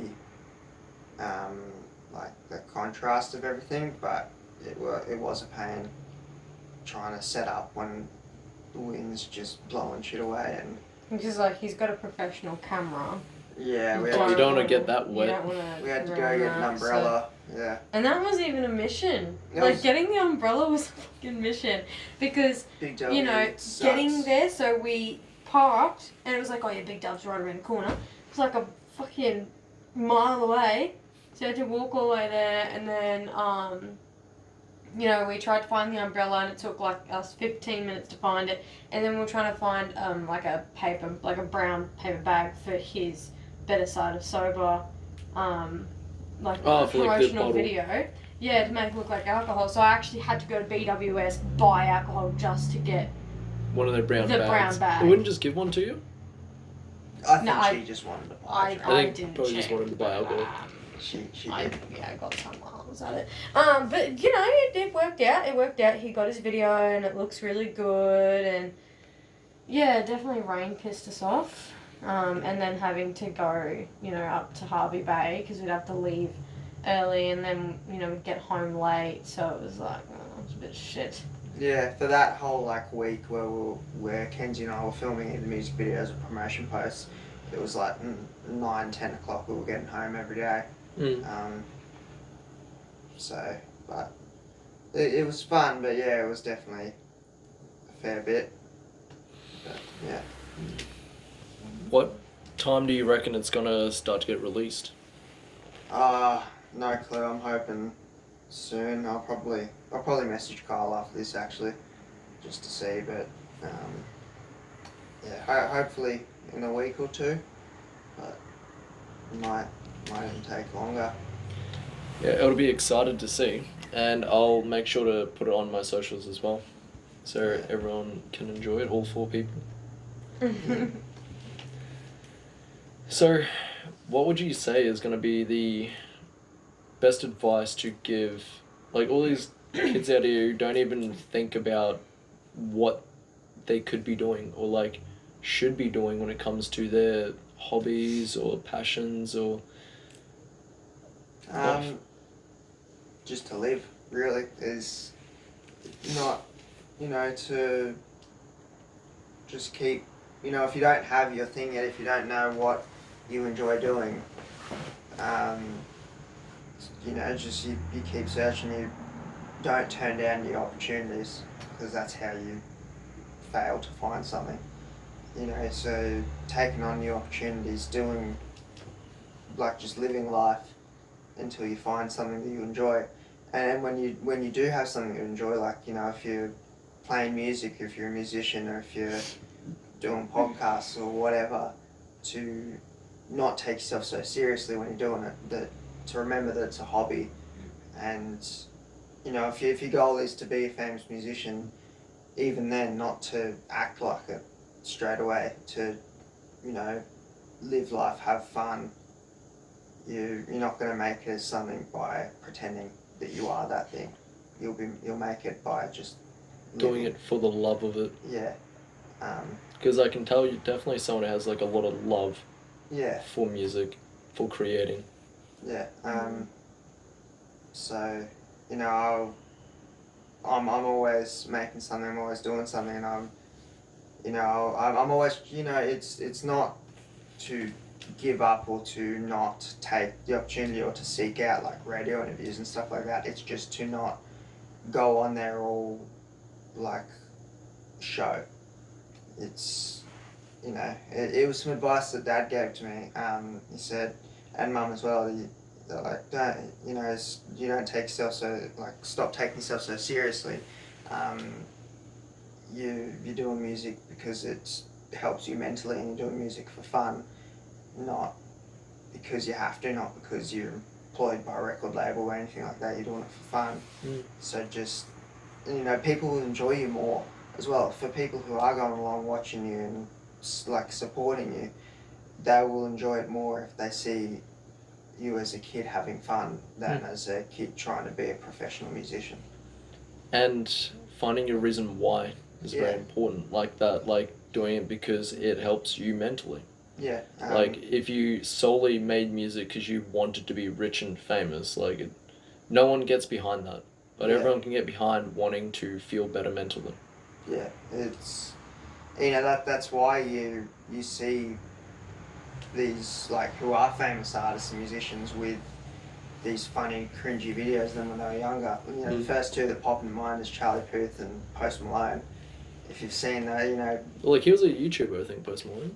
Yeah, I don't know how he started, but videos. everyone's seen that video of him where he was rapping all dressed up like proper, like, cringe. That's because you start from somewhere, and he was just having fun, just being a kid or a teenager, wherever old he was. There's a video of Charlie Puth. I remember my music teacher in high school showed it to me. Charlie Puth made this song called the Pickle Song. when he was younger, he would have been probably 19 or 20, I think. And it's him with his long hair and these stupid glasses on, going around with all these, like, mates who, it was like, there was like 5 mates who were, like, African American, and they were, like, rapping hard rap as he's singing about pickles, and he's just going around in public, like, he made a song about pickles. Yeah. And he was just having fun. He had all this talent and all this music talent, but he was just having fun. Like, don't be afraid to get embarrassed. Yeah, and even you see Ed Sheeran's, the first song that he made, where, the guitar was beautiful, but he couldn't sing. He was all out of pitch. But he was just going around busking for fun. Yeah, Justin Bieber. Yeah, Justin Bieber's another one. He was just a kid having fun. Obviously. Same with Billy and Phineas. They made Ocean Eyes at their home, in Yeah. their little home studio in their bedroom. It's been 10 years later. That song got her the most attention. That's how she skyrocketed. Because she'd made songs before, and she sang at, busking and going to all these different events. But Ocean Eyes is what set her up. So now she's one of the best singers out there now. Yeah. At least I think so. I think she's an amazing singer. I'm absolutely in love with the rapper XXXTentacion. He's one of my favourite artists. Kurt Cobain's another one of my favourite artists. You know, the two of them it's just kids having fun. You know, X was rapping with his mates just like on the street for fun. That's what they were doing as kids. With a little bit of this and a little bit of that. You know, and you know, he's got so many songs where he's just being stupid, but people love that. He met his best mate, who then started rapping together in juvie, and they were just rapping in juvie for fun, because, you know, that's how they would keep themselves entertained while they were in juvie. And it was when he was in juvie that his song skyrocketed and made him famous. But he was just this kid, he was still, you know, came out, he was 18, 19 years old, and he'd call himself Young Dagger Dick, because he thought it was funny. He'd be like, yeah, I'm XXXTentacion, but you can call me Young Dagger Dick. And just, you know, he never took anything seriously, because he was a kid having fun. Yeah. You know, it's same with Kurt Cobain. He never It's took also anything. unapologetically being himself. Yeah, it's just living life, and people like that. Yeah, well, even outside of music, you got like David Cornsweat, I think that's his name, who's Superman now, and he was just a YouTuber, just having fun doing skits. Yeah. Same as like I think it's Chris Pratt. He literally went to the office and was like, the whole audition was just him being himself. So now he's got all these like comedic roles, and it's just him being himself. But then, you know, you get that emotional side of him too. Like, say when, you know, Gamora. Yeah. You know, he was an amazing actor in showing his emotion and how he was feeling, just because of one day he decided it'd be fun. And also there's The wrench you can guys get probably bent over don't time. watch Stranger Things. You might. I do. You do.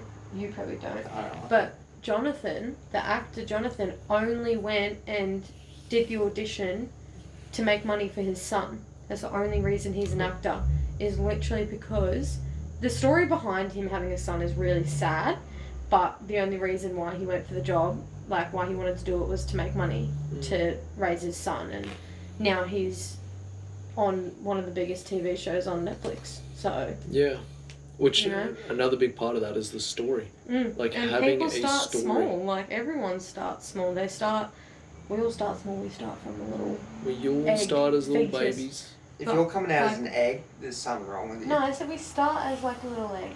Yeah, something's wrong with you if you start as a little egg. I was gonna say, is this gonna turn into an abortion debate now? No, Like, when does we're life not even start? gonna go there, especially not with him.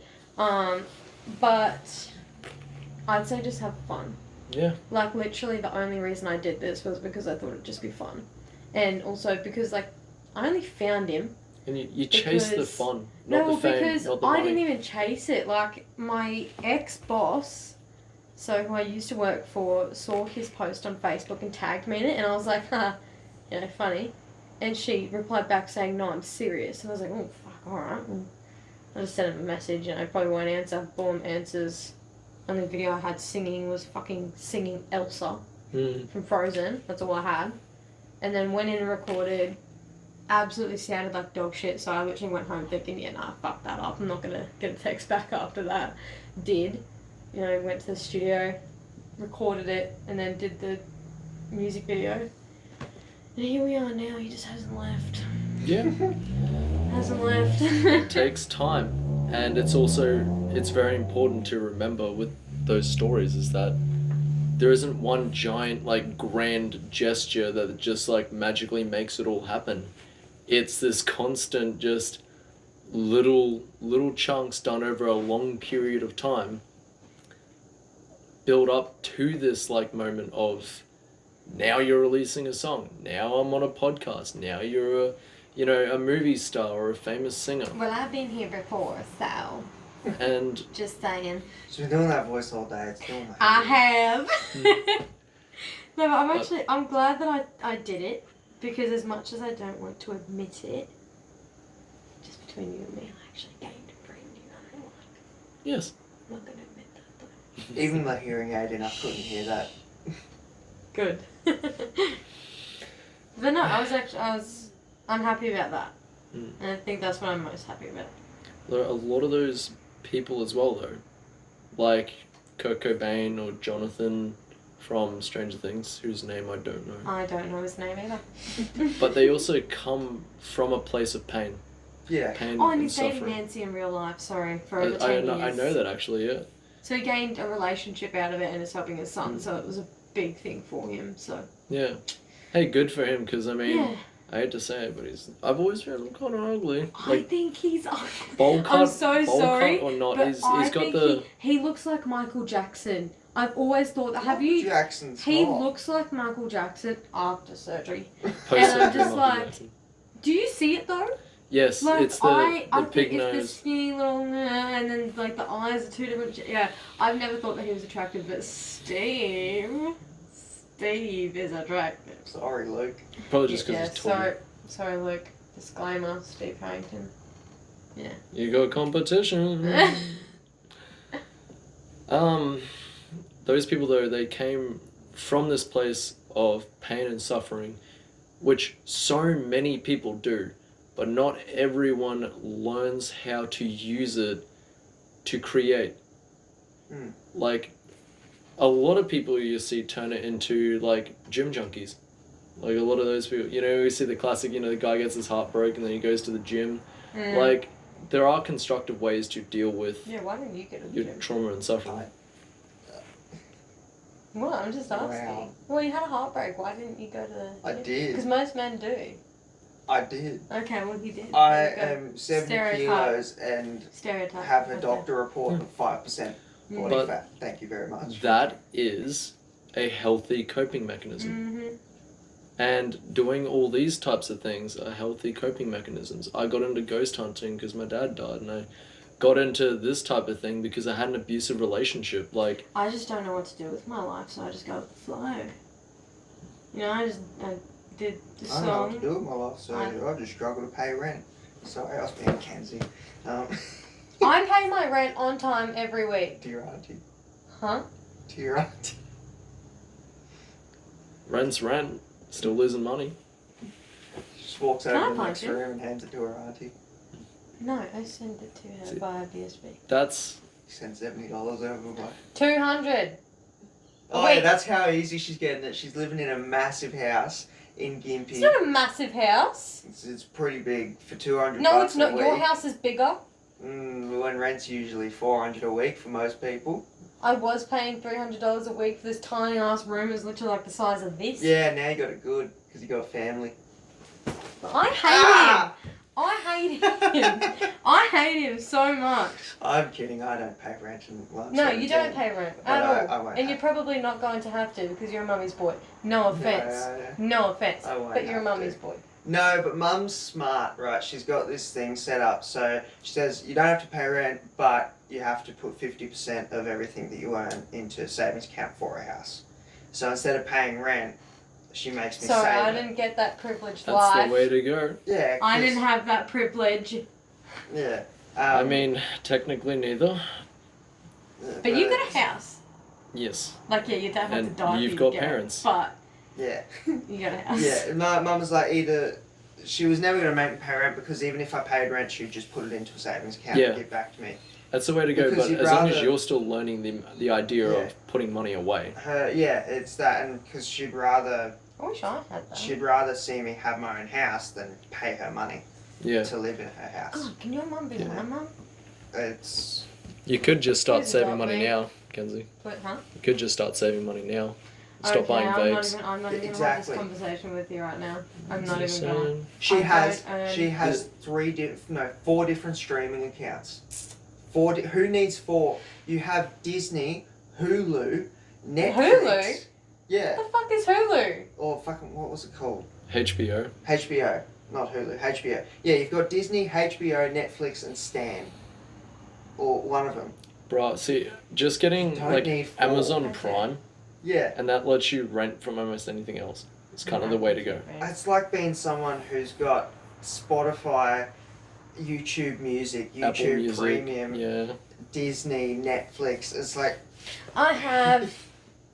But that being said, that is what you've described, Kenzie, is the She's counting them now. She's got healthy binge. way of going through building No, confidence. don't. I need them. You need a finance person is what you need. You need an accountant.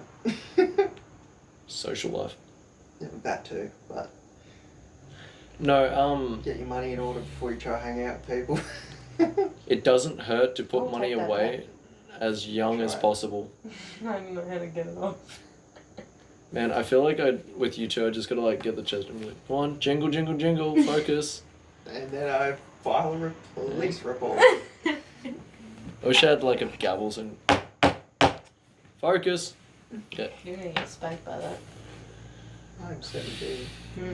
So this is my pointing I stick. am. When I hopefully like when we have fun doing things. So it's very important to make money work for you though when you're young, because money will depreciate over time if it just sits in an account. You got to really start getting it like generating some sort of interest. Yeah, I do. From a young, because mum's always been teaching me like how to be smart with money, because it was something that she wished she had done when she was younger. Oh yeah. Um, I'm only getting into it now at 27, which is still pretty young, but I'm also like, if I'd done it 5 years ago. Yeah, so I've been saving money since I was like 12. I mean, she let me make mistakes when I was younger, so you know I'd save money, but then she'd let me just pretty much use all my savings on stupid shit. You gotta live. When I was like 8, 9, 10 years old, but from roughly around 12, I think it was like, all right, savings account now. This is locked. You can't can't take money out of this, or you're in trouble, because it would, you know, it's at a couple grand, and so that I don't blow all the money that's been saving over time. But you know, I was taught from a young age how like basically just finances. Yes. And so I put 50% of my pay that I get with the job that I'm working at now. And basically it was anytime I got any money, whether it was from a job or from mowing the lawns for or whatever, it was put 50% away into your bank account, like into your savings account. Yeah, never spend more than 50% of your other, earnings. Then the other 50% you can have for whatever. It's a good rule. And so over time I got into investing on my own, like without her.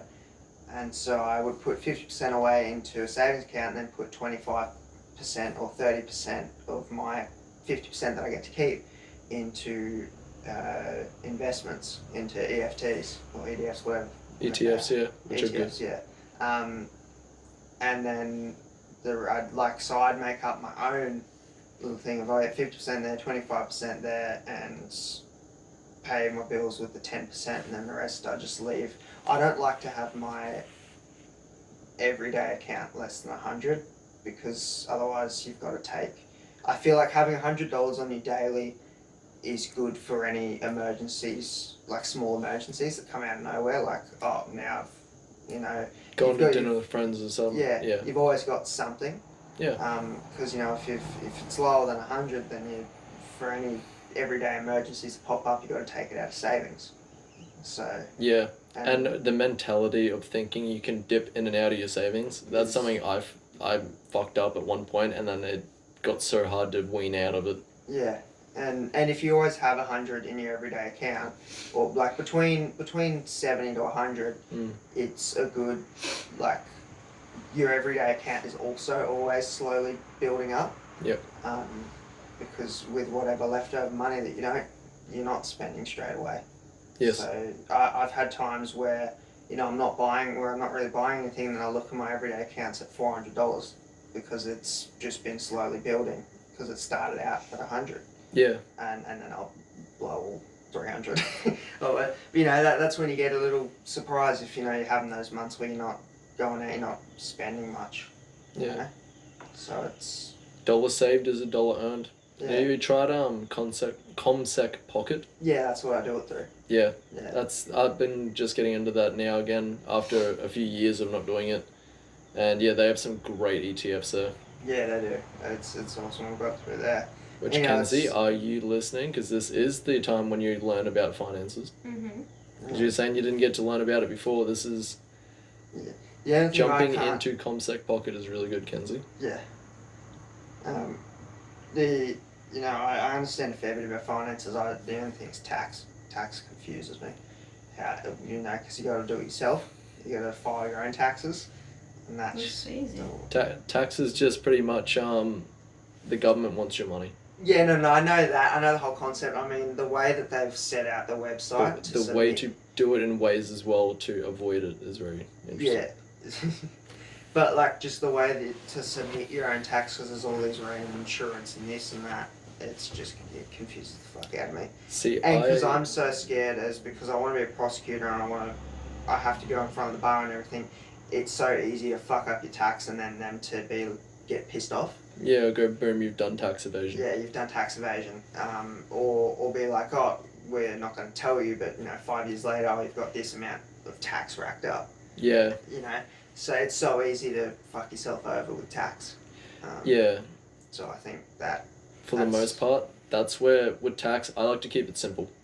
But at the same time, I generate with my tax return, which I mean, probably a bit young for a tax return. I don't think you pay taxes until you're 18. No, you do have to. So if your pay slip's over 300, I think it is, they tax you.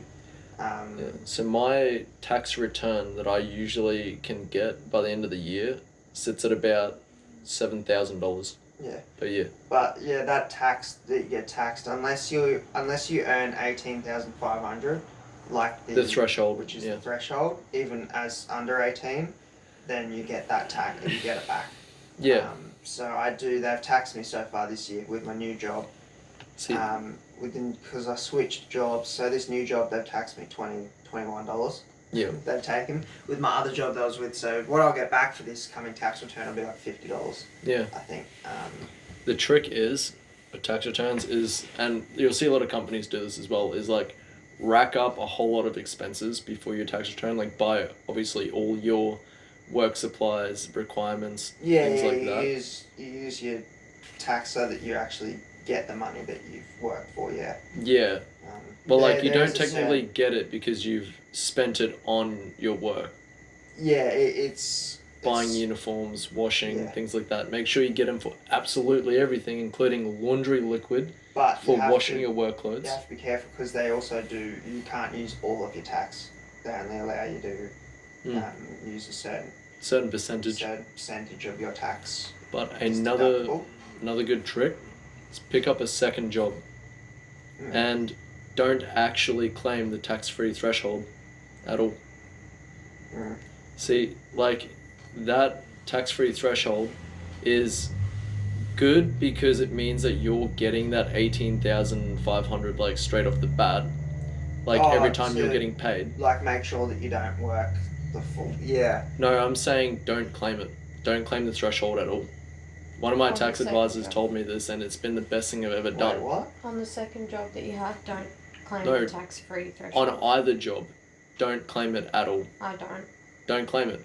Don't say that you're earning less than the threshold. No, I'm saying when you get the option to put that threshold on one of your jobs, don't use it. Don't touch it. What is that? So you are allowed to earn up to 18,500, I think it is. Or something. I think it's down to 16,000 now, or something like that. It's still at 18,000.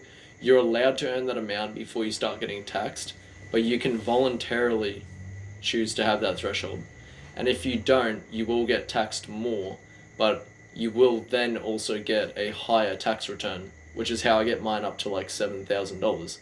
And basically all that is actually doing for me is forcing me to save money. Oh, no, I think I figured out. So in your pay, let's say you earn 40 grand, 18,500 of that you can choose to not be taxed. Yes. Yeah, right. Of that earning. Don't do that.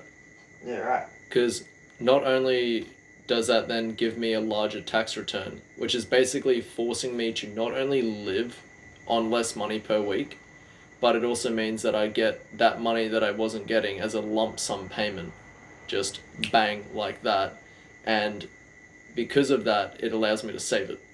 Instead of like, I don't struggle with it so much now, but back when I very first started doing it was because like it is really hard to put away like $2, $3, $30 per week. So if you're struggling with that, you don't claim the tax return, and then at the end of the year you get like fucking slap here's extra $5,000. Yeah, the thing is you got to make sure you actually put that in the savings, and you don't. You then got to take that lump sum and then make it work for you. Yes. Yeah, you got to, because if someone is struggling to put something in the savings, giving yourself a big amount of money isn't. You know, if you're struggling with the skills to save it. It depends on if you're good with like day-to-day discipline or making one big hard decision with willpower. But on top of that, working a second job, and I don't know why this exists, why it works, but when you work a second job, your tax bracket for that second job is 48% or something like that. So like, that's what. So the 40, I know about that because it's almost like 50% tax. Yeah. Because the government's like, oh, you're working 2 jobs. Well, I need half your wage. It's when you don't claim. So they will just take 50% if you don't claim. If you don't how claim much it you're as well. earning, if you're not, because it's. I look at it with the ETFs. They say if you don't claim your ETFs, they'll just take 50%. Yep. It's. They tax you at the highest possible amount.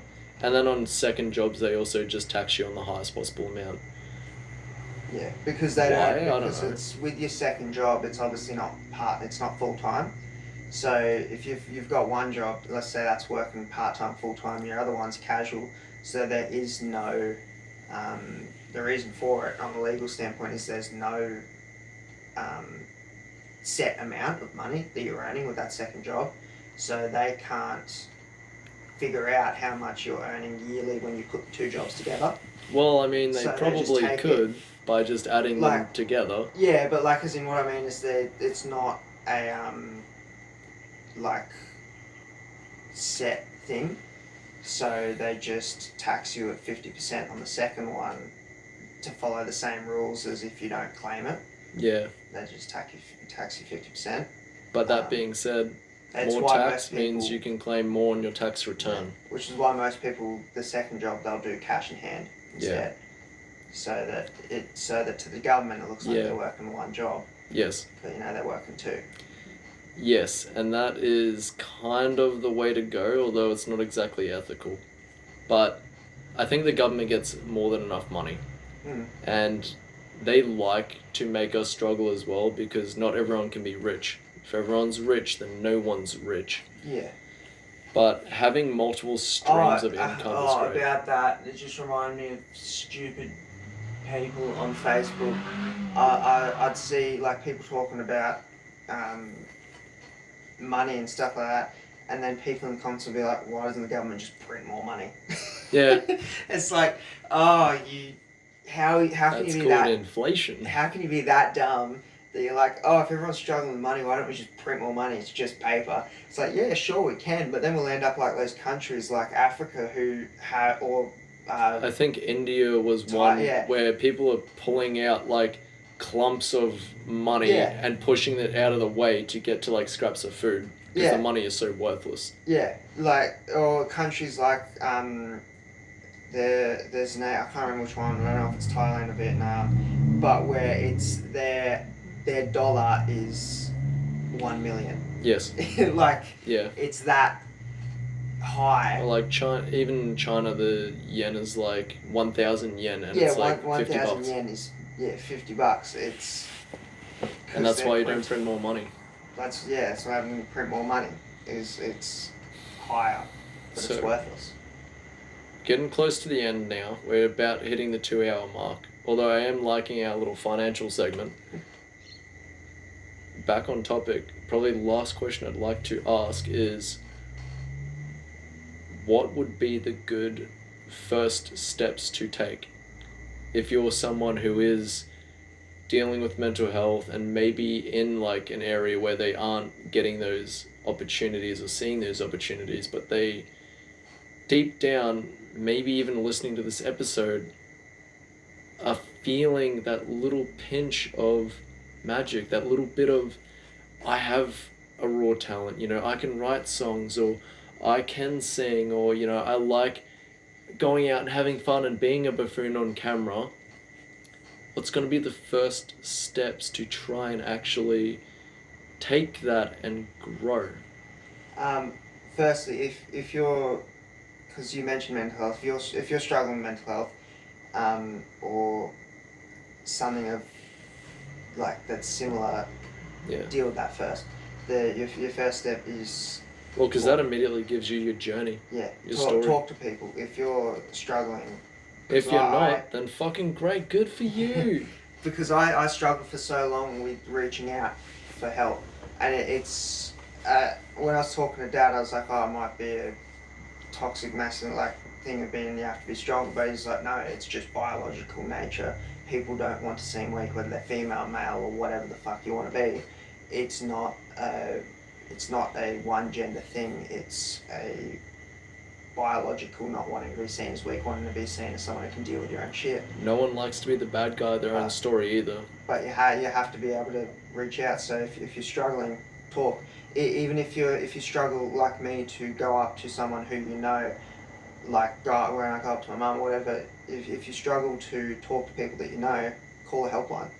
It's anonymous. It's anonymous, and it can feel like as if you're just talking to yourself. So that's the first thing before you go trying to take on the world of whatever talent you feel you have. If you're struggling mentally, first you need to deal with that. Because otherwise you can't do anything. Call me. Or more importantly, message me on Instagram. There's a reason this thing is called Wayward Witches, a spiritual helpline. If you're struggling and you don't feel like the mental health industry works for you and you just want to talk, send me a message. Message me. But as for feeling that you have a bit of raw talent or something that you could take on, take it on. That's the first step, is literally to embrace whatever you feel that you have and to just do it. Embrace your weird. Yeah, to just do it. So if you enjoy drawing or think you have the talent for drawing, if you have the talent for singing or believe that you do, just do it. And you only get better by doing it more. So even if you believe that you have this amazing voice, but other people are saying, "Oh no, you don't," just continue doing it. If you enjoy doing it, then do it. And whether you take off as a singer or even just are still 30 in your room singing, as long as you're having fun, who cares? I find as well, sometimes it's not just like do it regardless of what people are saying or your environment is telling you. Do it in spite of it. Do it as a fuck you to that place that makes you feel like you are less than. Yeah, but you only do it if you enjoy it. You don't go try and if you believe that you have talent for music or for drawing, but you don't enjoy drawing or making music, then there's no point doing it. You embrace whatever talents you have, but pursue the talent that or the thing that you enjoy. I'm trying to think of an example where I've seen that, because I know I definitely have, where I'm naturally good at things but I don't enjoy it. Yeah, I'm a shit drawer. I can't draw for shit. My sister is a really good drawer and she enjoys it, so she does it all the time, but she's also amazing at it. I am absolute dog shit at drawing, but I enjoy doing it sometimes if I'm sick of playing guitar or sick of doing something musically, because I am always 100% art, always going through my head. I'll draw because I'll enjoy it, but I can't draw for shit. I can barely colour in the lines. But I'm not doing it to be good or to show people. I'm doing it to, because I enjoy it. It's not letting yourself get strung up on being the best at it or being showing people how you are when you do it. Well, in order to think about the best, you then have to start comparing yourself to others, which is always the first mistake. They always say, if you want to be poor, compare yourself to someone else, but if you want to be rich, compare yourself to how you were. Yeah, it's just if you're doing something for fun, don't get strung up on being able to pursue it into something. Don't get strung up on how other people are viewing you when you do it. So I did boxing for ages. I can't remember how many years, but I started when I was 9 or 10. My dad got me into it, and I did a fair few. I think I had 7 competitive fights. Never fucking won any of them. Didn't win a single one out of 7. I my coach pushed me for it. He thought that I had a real strong right hand for my age because I was fairly young. So the very Single first, too, I imagine. the very first fight that I had was called Golden Gloves, and it's people all from all around the world come. So they host it in different places. They've got it in America and everything. But I remember walking in there and there was people speaking Russian and people with Irish accents, and I was like, what the. What I'm 12 years old in here. Vanderfield and bloody McGregor here. About to have my first fight and people Box your bleeding head off. speaking different languages, and I ended up getting strung up on the trying to pursue being a professional boxer and worried about how people are like, I keep fucking losing these fights.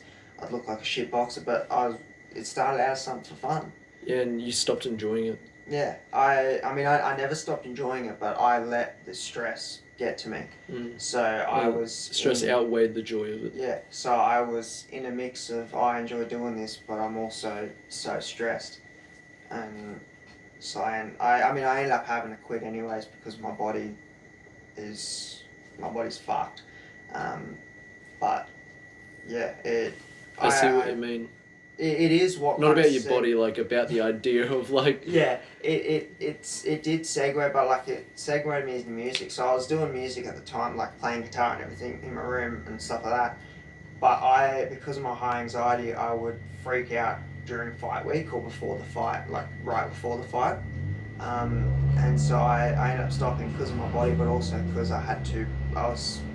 hadn't learned how to deal with my anxiety because I was only 14 years old. Yep. But I remember I had this conversation with Dad. He's like, yeah, just stop doing boxing, like quit boxing and, just continue doing music. You're able to put your time more into music. And when we approached my coach to tell him that I was done, we said I'd be trying to pursue, I'd put a lot more time into music. And he was real happy about that, because he knew how bad my anxiety was and how hard my body was to deal with. So he was happy to see me go on to something new. But yeah, I ended up going back to boxing a year or two later, did it for a year, just for fun. I did want to have another competitive fight, but I just couldn't get to it. It's too heavy. They wanted me to drop from 75 down to 60. I got down to 63 and my body wasn't running anymore. It was too light. Yeah, it's not... Unless it is going to be your passion, your career, it's not something to do casually anyway, because you'll constantly start breaking noses, busting lipses, getting the cauliflower ears. If you have fun doing it and you're just doing it if it's what you want to do, fun, then do it. Otherwise, because that was one of the things that stopped me, was didn't want to risk breaking teeth. But if that gets... I'm ugly enough as it is. It's a competitive and a physical sport, so same as rugby.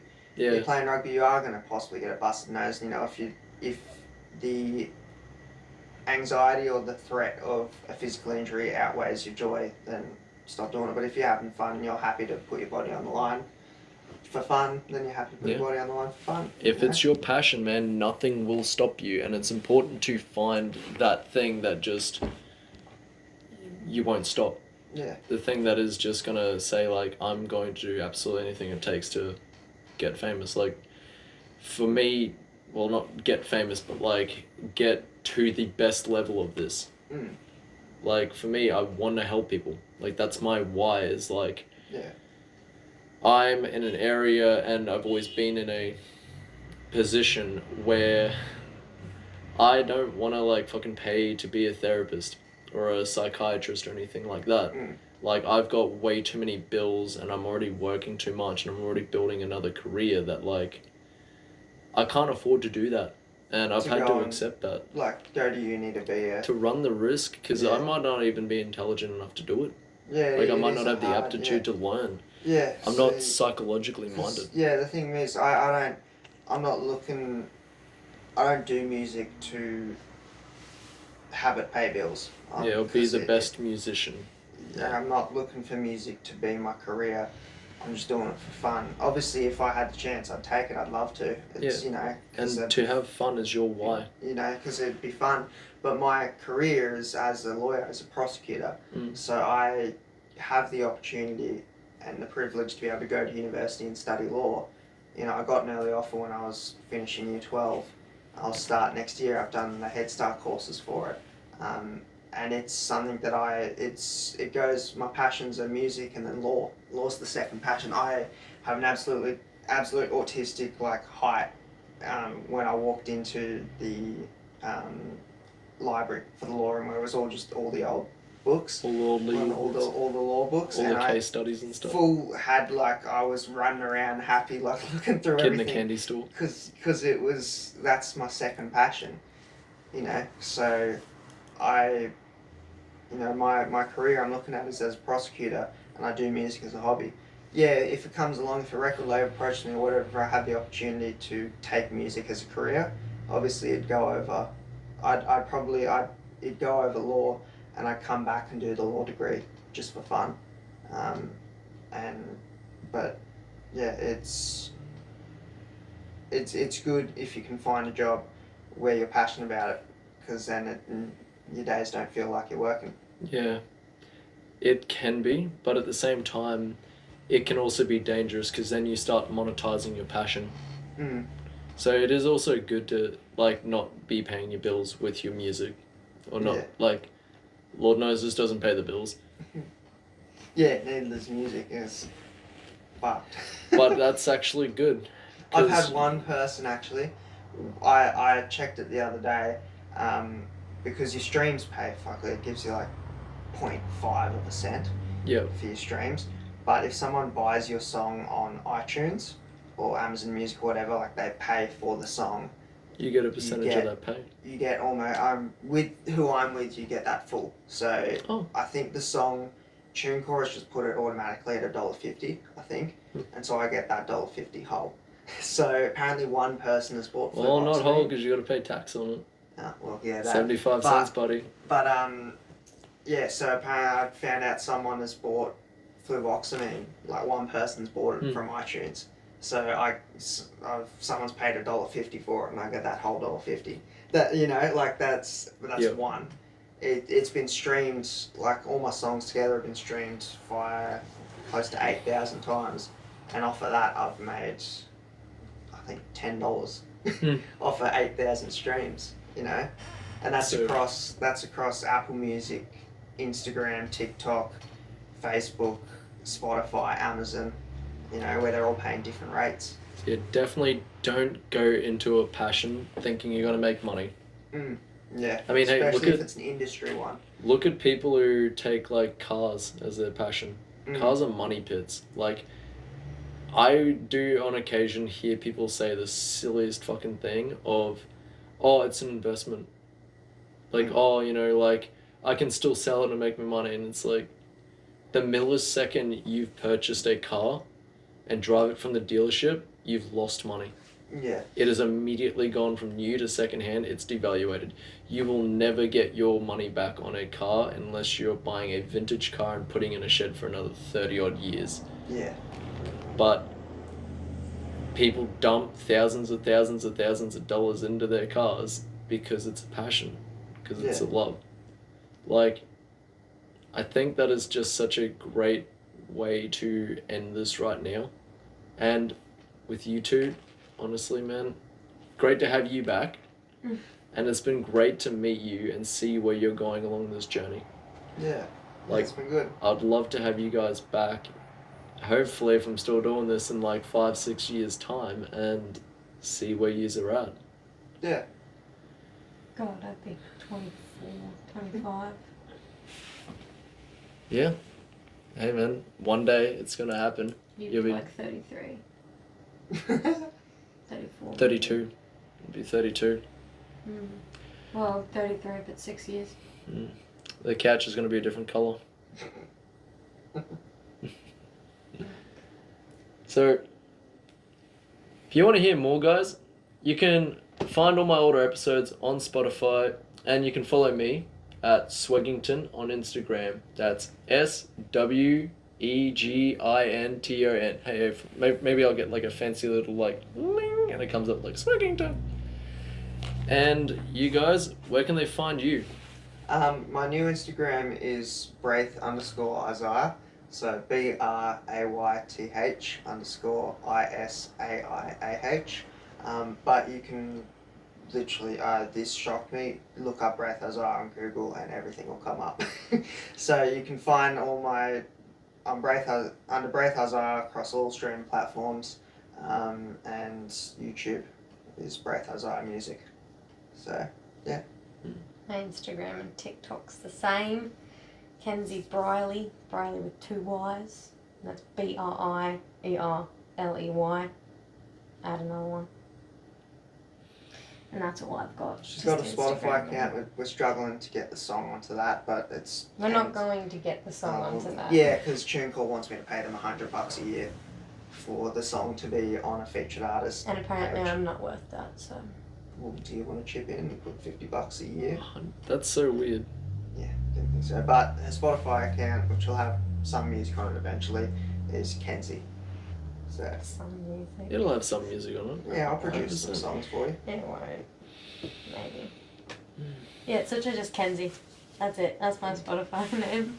So Just guys, look for a profile picture being her. Mm.